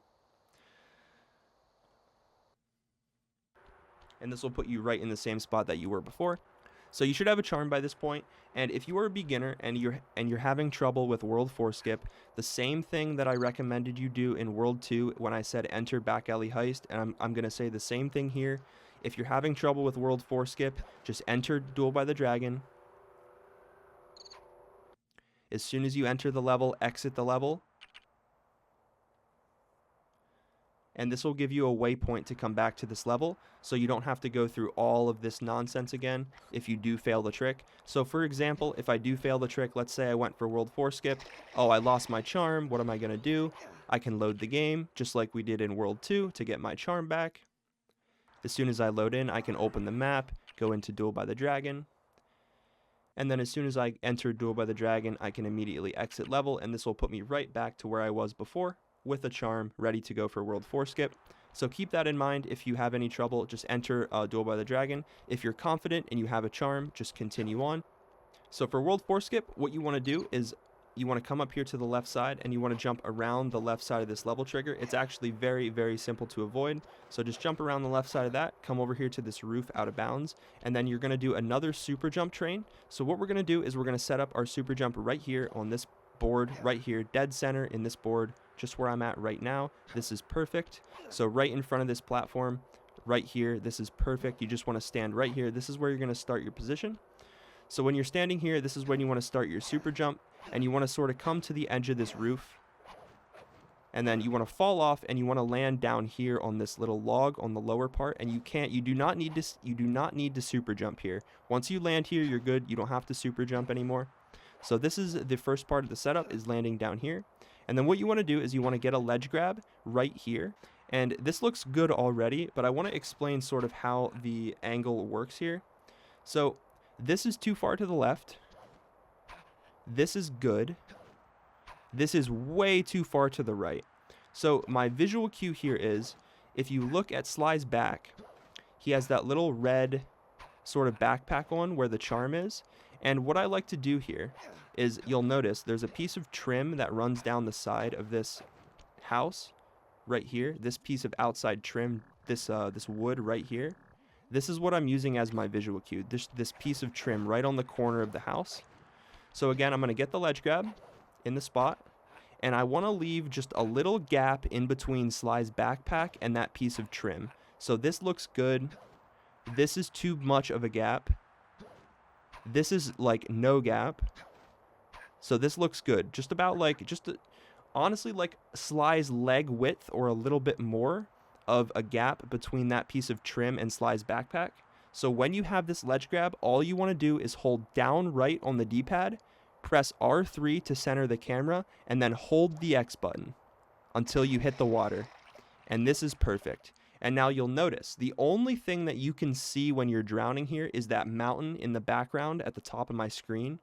So as soon as this mountain fully goes away, fully hides itself, like you'll keep sinking and sinking and sinking here. As soon as the mountain disappears from your view, you want to press the X button to cancel Sly's drowning animation. So just like this. So boom. And this should be perfect. This should give you the perfect amount of speed to hit the World 4 trigger. This might even be a little low, but nope, that was perfect. So that hit the Panda King trigger absolutely flawlessly. So I'm going to go back and show that all in one motion. So again, from here, what you want to do is just jump around this level trigger. Come over here, and you're going to stand right on this board, not too close to the edge of the roof, not too far, just anywhere right here works. Super jump, fall down here to this log, land, work your way over here to the left, get the ledge grab, give yourself a little bit of a gap in between that trim and Sly's backpack, so this looks perfect. If you need to pause the video and check out this setup, feel free. Hold down right on the D-pad, press R3, hold the X button, and then wait for the mountains, wait, and boom, press X, and this should be perfect. And there it is. So that is World 4 Skip, and I want to show one more little thing. So one other thing I want to mention before I move on here is how to cancel Sly's momentum in the air. If you're going too high, generally you won't go too high. If you follow the setup the way I said it, you won't go too high. But let's say that I mistime my X input and I go too far I waited too long to press X there, so I'm going too high up, as you can see. What you can actually do is press the square button, and that'll cancel all of Sly's momentum, and you'll still be able to fall straight down through the trigger. That's just something that can help in case you do go too far. Generally, if you do the right setup and you press X at the right time, so right now, right when those mountains reach the top of your screen, you should never have to worry about pressing square. You should pretty much always get the trick consistently every time, just like that. But if you do go a little high, you can press the square button to cancel his momentum and fall directly straight down. And then as soon as you hit the World 4 trigger, just get ready to reset your game. Panda King's cutscene is relatively long, so as soon as you see the autosave icon pop up, you can restart your game. And like I said before, if you have a slow PS2, you probably don't want to reset your game. It really depends on how slow it is, so just make sure you time your resets and see if it's worth it for you to reset this cutscene.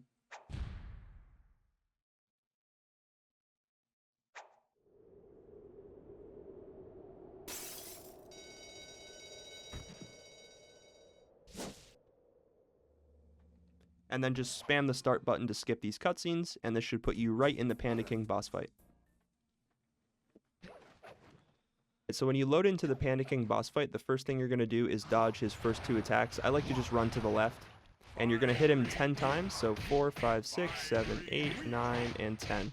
So what you want to do from here is we're going to actually skip Panda King's knockback. So if I hit him here for the 11th time, you'll see that he knocks you back. And that is the way the game is intended this fight to be played, but we can actually skip that knockback if we do what is known as a square boost. And if you're familiar with Sly 2, a square boost is just X and square on the same frame, and it'll give you a vertical cane swing, just like this. You know you did it right if Sly jumps and then swings his cane, just like that. You know you did it wrong if he swings his cane and then jumps, so this is wrong, and this is right. So you want to do the vertical cane swing. So just get up right next to Panda King, tap forward a couple times just to make sure you're absolutely next to him. And then what you want to do is press X and square at the same time, and then tap forward once and mash the X button. So again, it's just X and square at the same time, tap forward and mash the X button. So it should look something like this. Just like that. And now you'll notice Panda King is in another scared state, so we can hit him 10 more times. 1, 2, 3, 4, 5, 6, 7, 8, 9, and 10. And now we can do the same thing again, so tap forward a couple times, make sure you're right up next to him. And then X and square, tap forward and mash X. And there, I missed it, so again, let's try that one more time. So get up next to him, X and square, tap X, and you want to make sure when you do this that you are tapping forward, because you notice that if I do the X and square, sometimes Sly gets pushed back a little bit from Panda King. So what you want to do is you want to tap forward pretty late, so you want to do X and square, tap forward, and then just mash the X button. And if you tap forward, tapping forward might be enough. You might want to hold forward. Some people like to hold it. It's really up to you, whatever you seem to get the most confident with, but you can hold forward. You just want to make sure that you don't hold forward too soon. So you want to get up close to him, X square, and then wait a second to hold forward. You want Sly to sort of be falling before you hold forward, or you'll sort of get stuck on Panda King's head. So just make sure you're holding forward at some point after you press X and square. So again, just come up next to him, X square, tap forward, and mash the X button. Again, 1, 2, 3, 4, 5, 6, 7, 8, 9, and 10. Again, tap forward, make sure you're right up next to him. X and square, tap forward, mash X. Just like that. Again, 10 more hits. 1, 2, 3, 4, 5, 6, 7, 8, 9, and 10.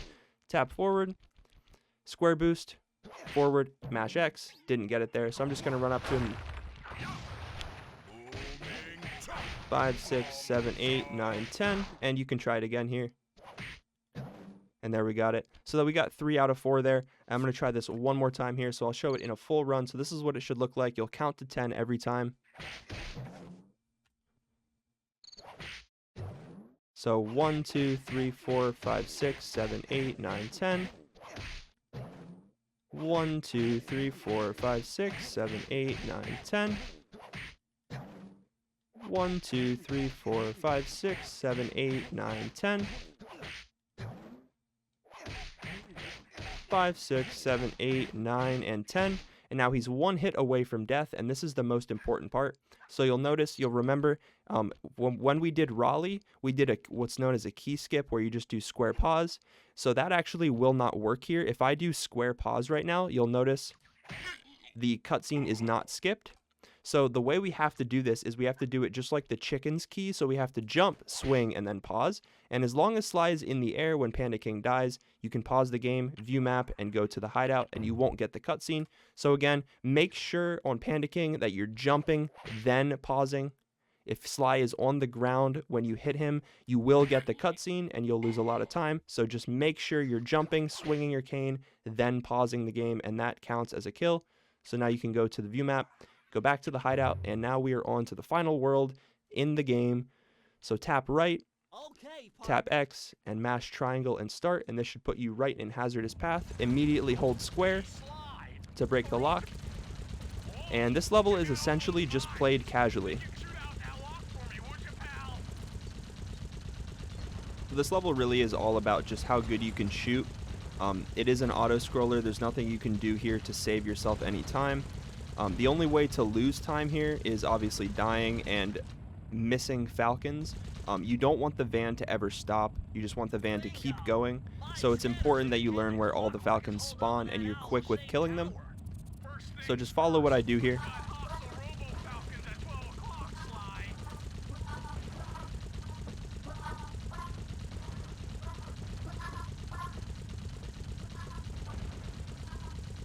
And as you can see there, none of the falcons slowed down, which means the van kept moving, and you're going to want to immediately take out all of these rocks as soon as those last falcons are dead. And when the rocks are dead, you can actually turn your camera here and set up for the next phase. You don't have to turn your camera here, it doesn't really matter. I do just for fun. A lot of people don't know that you can turn your camera in this encounter. So again, just take out all these falcons. Take out the mines.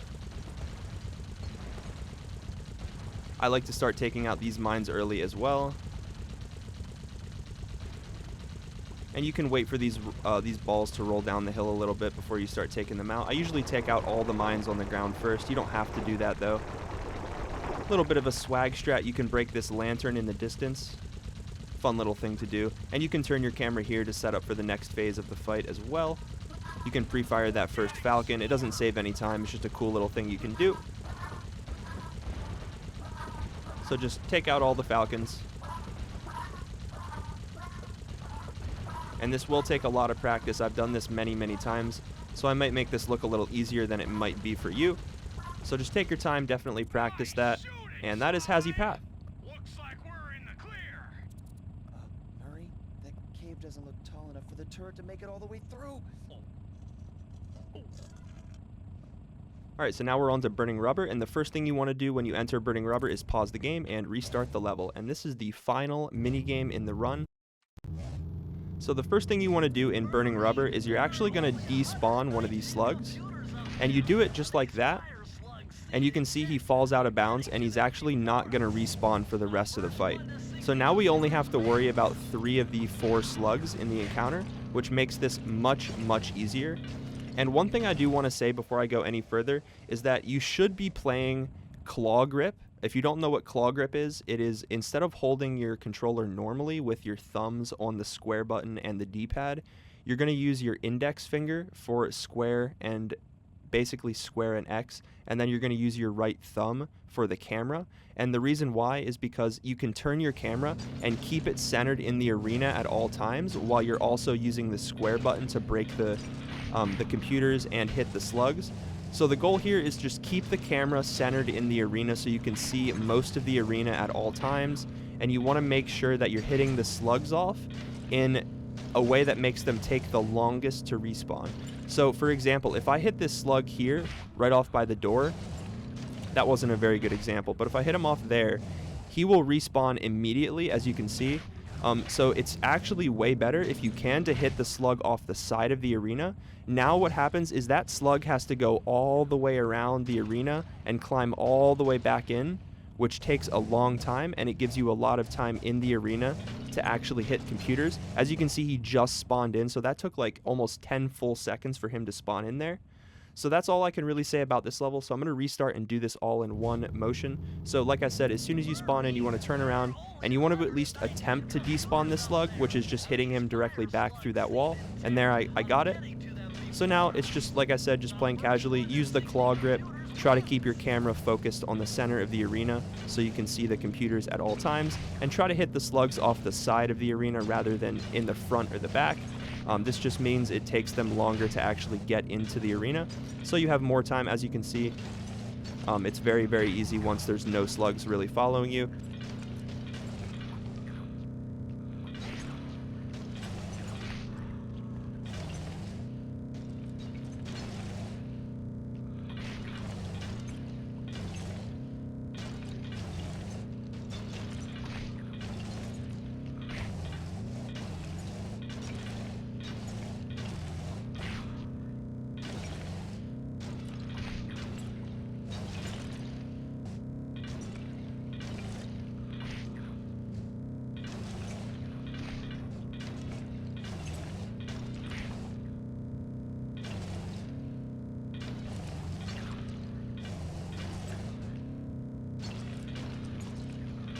Nice driving, Murray.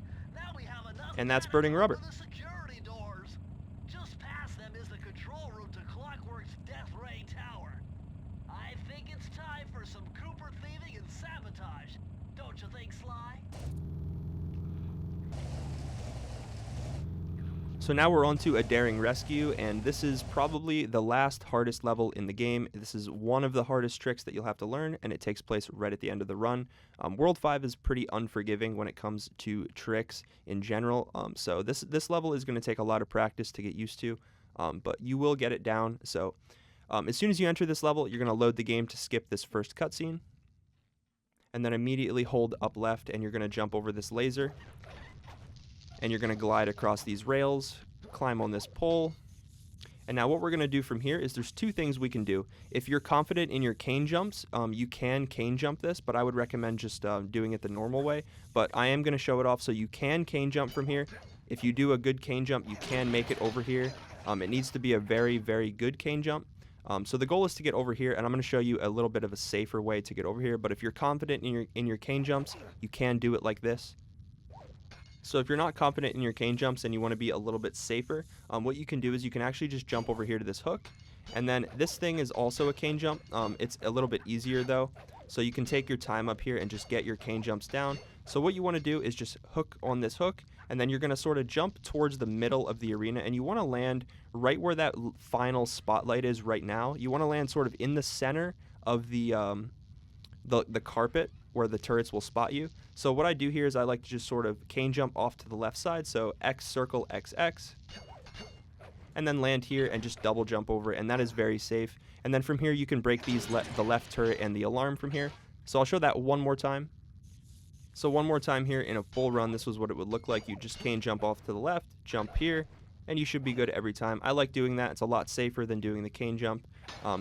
So you can do either one of those two, whatever works for you. Just make sure to break that alarm and the left turret. And then this is where Bentley Skip takes place. So the goal here is there is a cutscene as soon as you walk through this door, and this will force you into the hacking minigame. So we're actually going to completely skip the hacking minigame. And the first thing you want to do is the goal here is to land on this pipe right here on sort of where it bends. It's kind of hard to see from this angle, but when I turn my camera around, you can see the bend right there in the pipe. So we're going to double jump and land on that and just keep double jumping. So right now, we're pretty much safe from the turret. Nothing can kill me. And right now, I'm just sort of setting up my position. So right now, what you want to do is you want to get Sly positioned right here where I am right now, right where that bend, right where that railing bends is where you want to stand. And you just want to keep jumping. And then from here, you can line your camera up. You can do whatever you need to do. And when you're ready, all you want to do is just single jump into the turret. And if you're lucky, you should get a launch that goes over the cutscene trigger. So again, double jump here, and you can take as much time as you need to set up your position here on this pole. And when you're ready, single jump at the turret.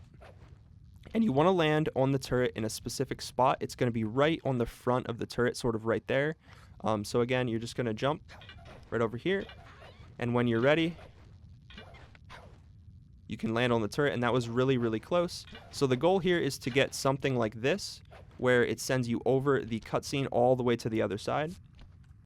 So what you want to do is, like I said, double jump here, land on the rail where it bends, keep jumping until you're ready. When you're ready, single jump into the turret, and when Sly lands on the turret, you want to press X a second time to get just a little bit of an extra jump. So you'll see I'm going to land here, just keep double jumping, and then I'm ready. I'm going to do jump, jump, jump, and I can land all the way over here. And as you can see, if I slowed it down, if you slow the video down, you can see I actually do get a jump off of the turret. So jump, jump, jump, and then you can actually land right there on that center platform as well. I'll try to show that off for a little bit of a backup in case you are missing the trick. So you can actually land in the middle here. Just don't spend too much time. If you're going to be a little short and you don't have the full distance, you can land there in the center and then jump around the right side just like that. That works too. Like I said, this trick is very difficult. It's going to take you a lot of time to get used to. So the best way to do it is just line yourself up on this railing. Just keep jumping until you're ready. And when you are, just single jump at the turret and then jump as soon as Sly lands on the turret and just hope for the best. So right here, just like that, and that's a lot of height. You can get all the way over to the other side. So that's going to take a lot of practice. It's one of the harder tricks in the run. So I would recommend just spend a lot of time there practicing. And then from here, we're just going to continue on and enter Temporary Truce. So the first thing you want to do when you enter Temporary Truce is spam the X button. And when you see Sly jump, you want to pause the game. So I'll show that one more time. And you don't want to mash X when you spawn. You want to wait a second until you see Sly start to run and then mash the X button. And when you see Sly jump, you can pause the game, load the game to skip this cutscene with Carmelita. And this will put you right in the level with Carmelita. So this level is just another auto-scroller. Again, you're just going to shoot slugs and protect Sly. So the first one spawns there, second one spawns right down here. You won't have to worry about any more until the third one from here. If you get those two flawlessly, you won't have to worry about any other spawns. This slug here is the most important slug to kill. There is a chance that Sly can softlock if he stands right there. So if you kill this slug too slow or too fast, anywhere in between is fine, but if you kill him too fast, Sly will softlock and you will have to load the game. So just be aware of that. If Sly gets stuck somewhere, he's right there in that corner and you're going to have to load the game. So let me just load the game and show all of this again in one go. So again, as soon as you load the game, you'll spawn in, you're going to look down here and shoot this slug. Then you're going to shoot this slug. And if you don't miss any of them, then you should only have to worry about this one.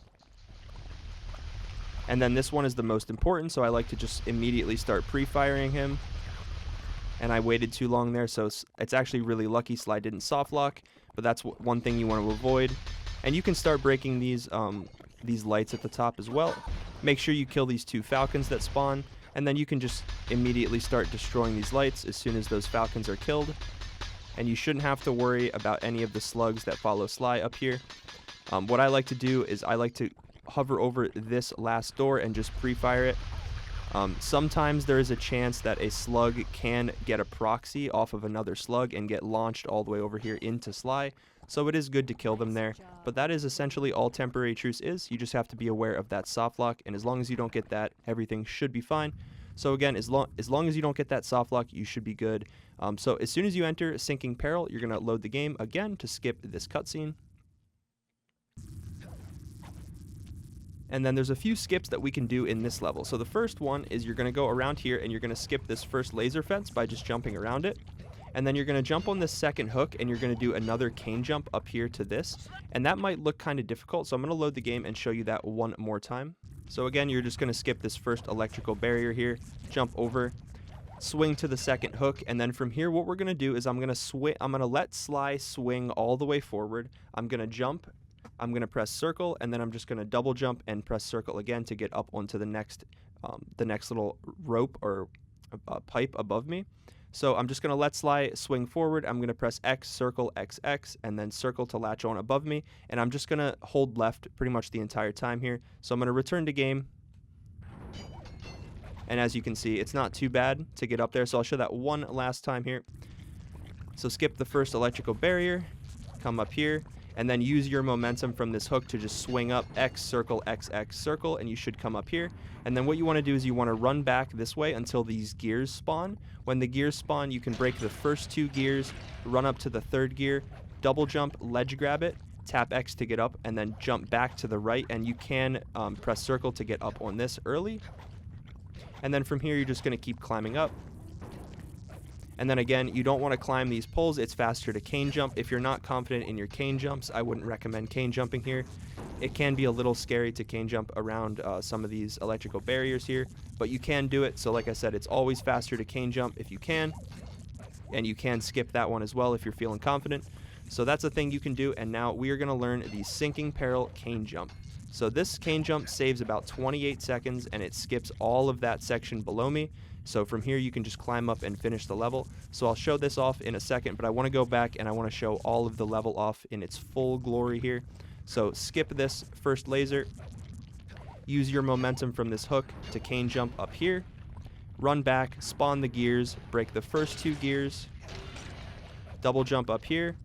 Jump over here. Climb up this rope. And then here you can cane jump if you're feeling confident.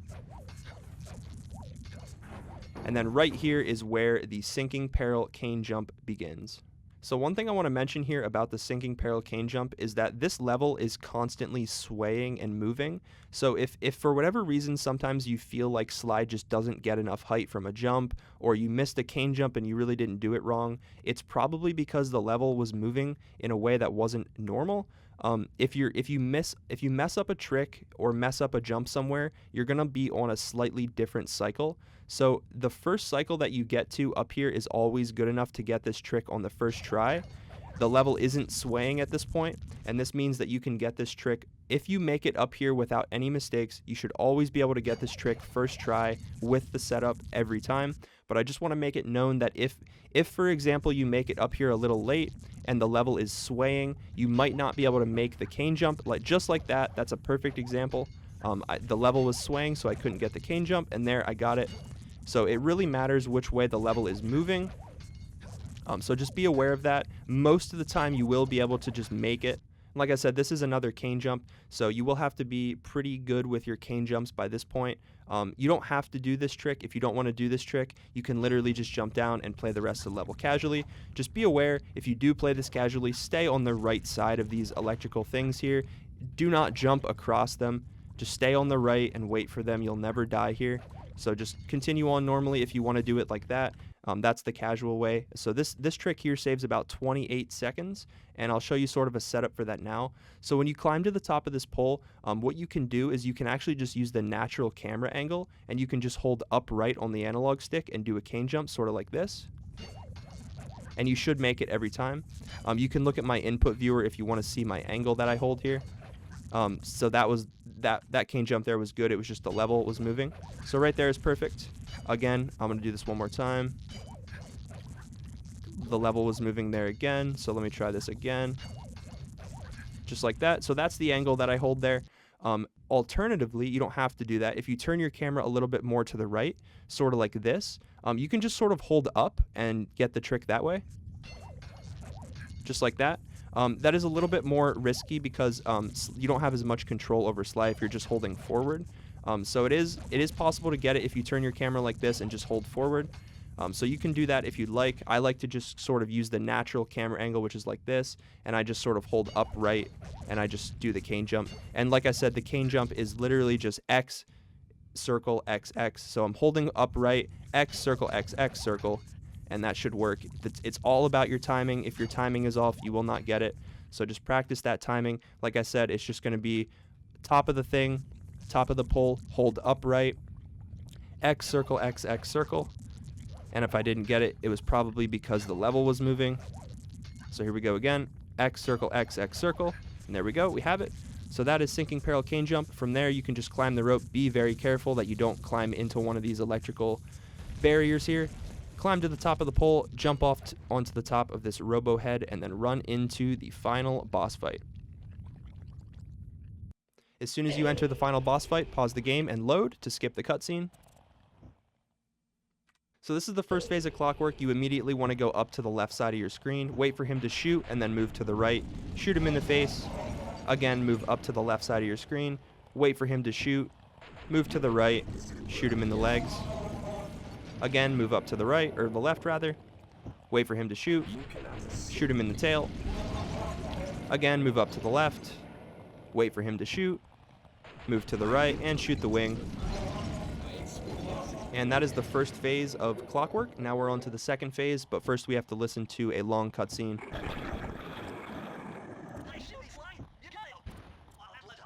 don't get it. You're so familiar with my family. You must know my father had a son.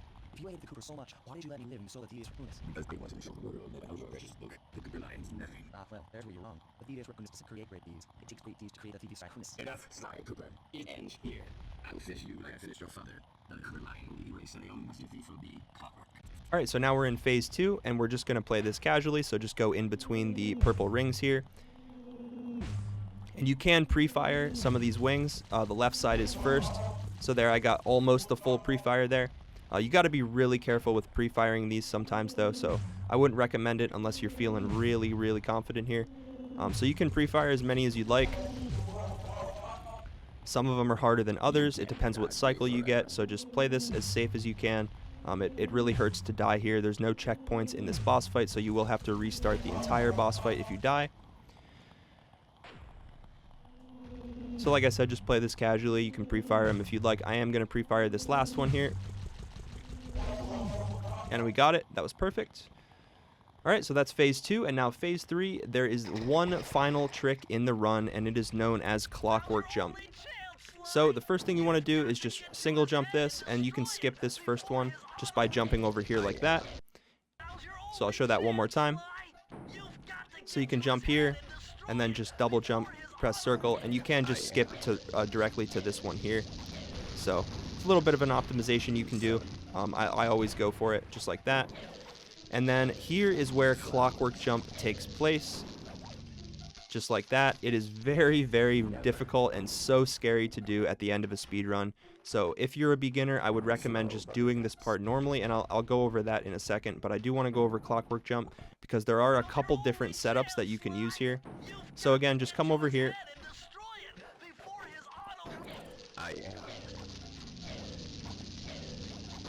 And then right here is where Clockwerk Jump takes place. So there's two ways you can do Clockwerk Jump.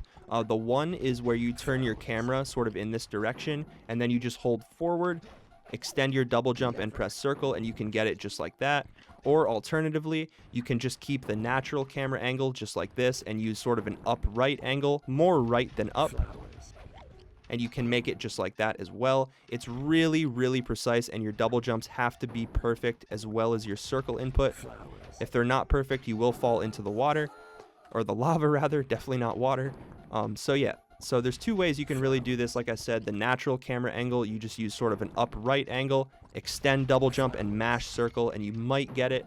I like to turn my camera like this, so slide kind of just goes to the left. I hold forward, sort of right where those lasers are spinning, and then I just jump, circle, and if you're lucky enough, you will get it.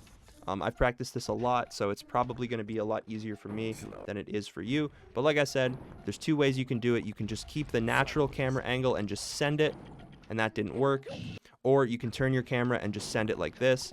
Both are the same exact outcome. They both work the same way. You just have to make sure you're pressing X and circle at the right time, and you're extending your double jump, and you should get it every time. So if you don't want to do Clockwerk Jump, I completely understand. It is very, very scary to do. So instead, just run over this way, dodge his attacks, and don't take this way lightly either. This really isn't very casual. This is hard as it is. So if you didn't know, you can stand on these to avoid the lasers.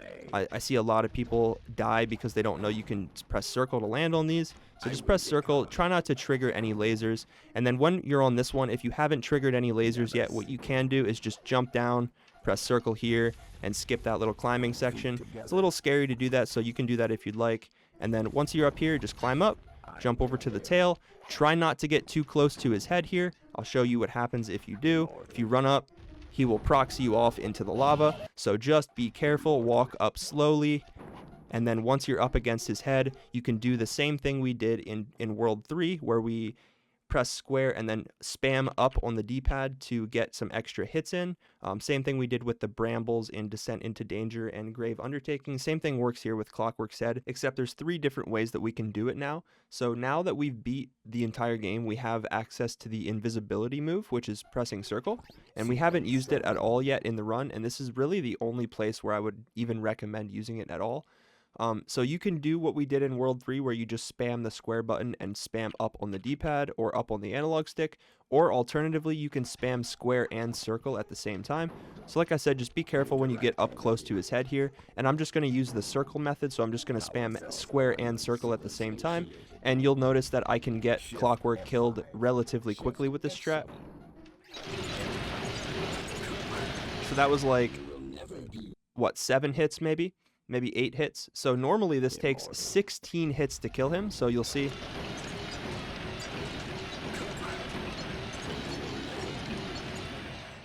So if you spam square and circle at the same time while hitting him really, really quickly, you can kill him way faster.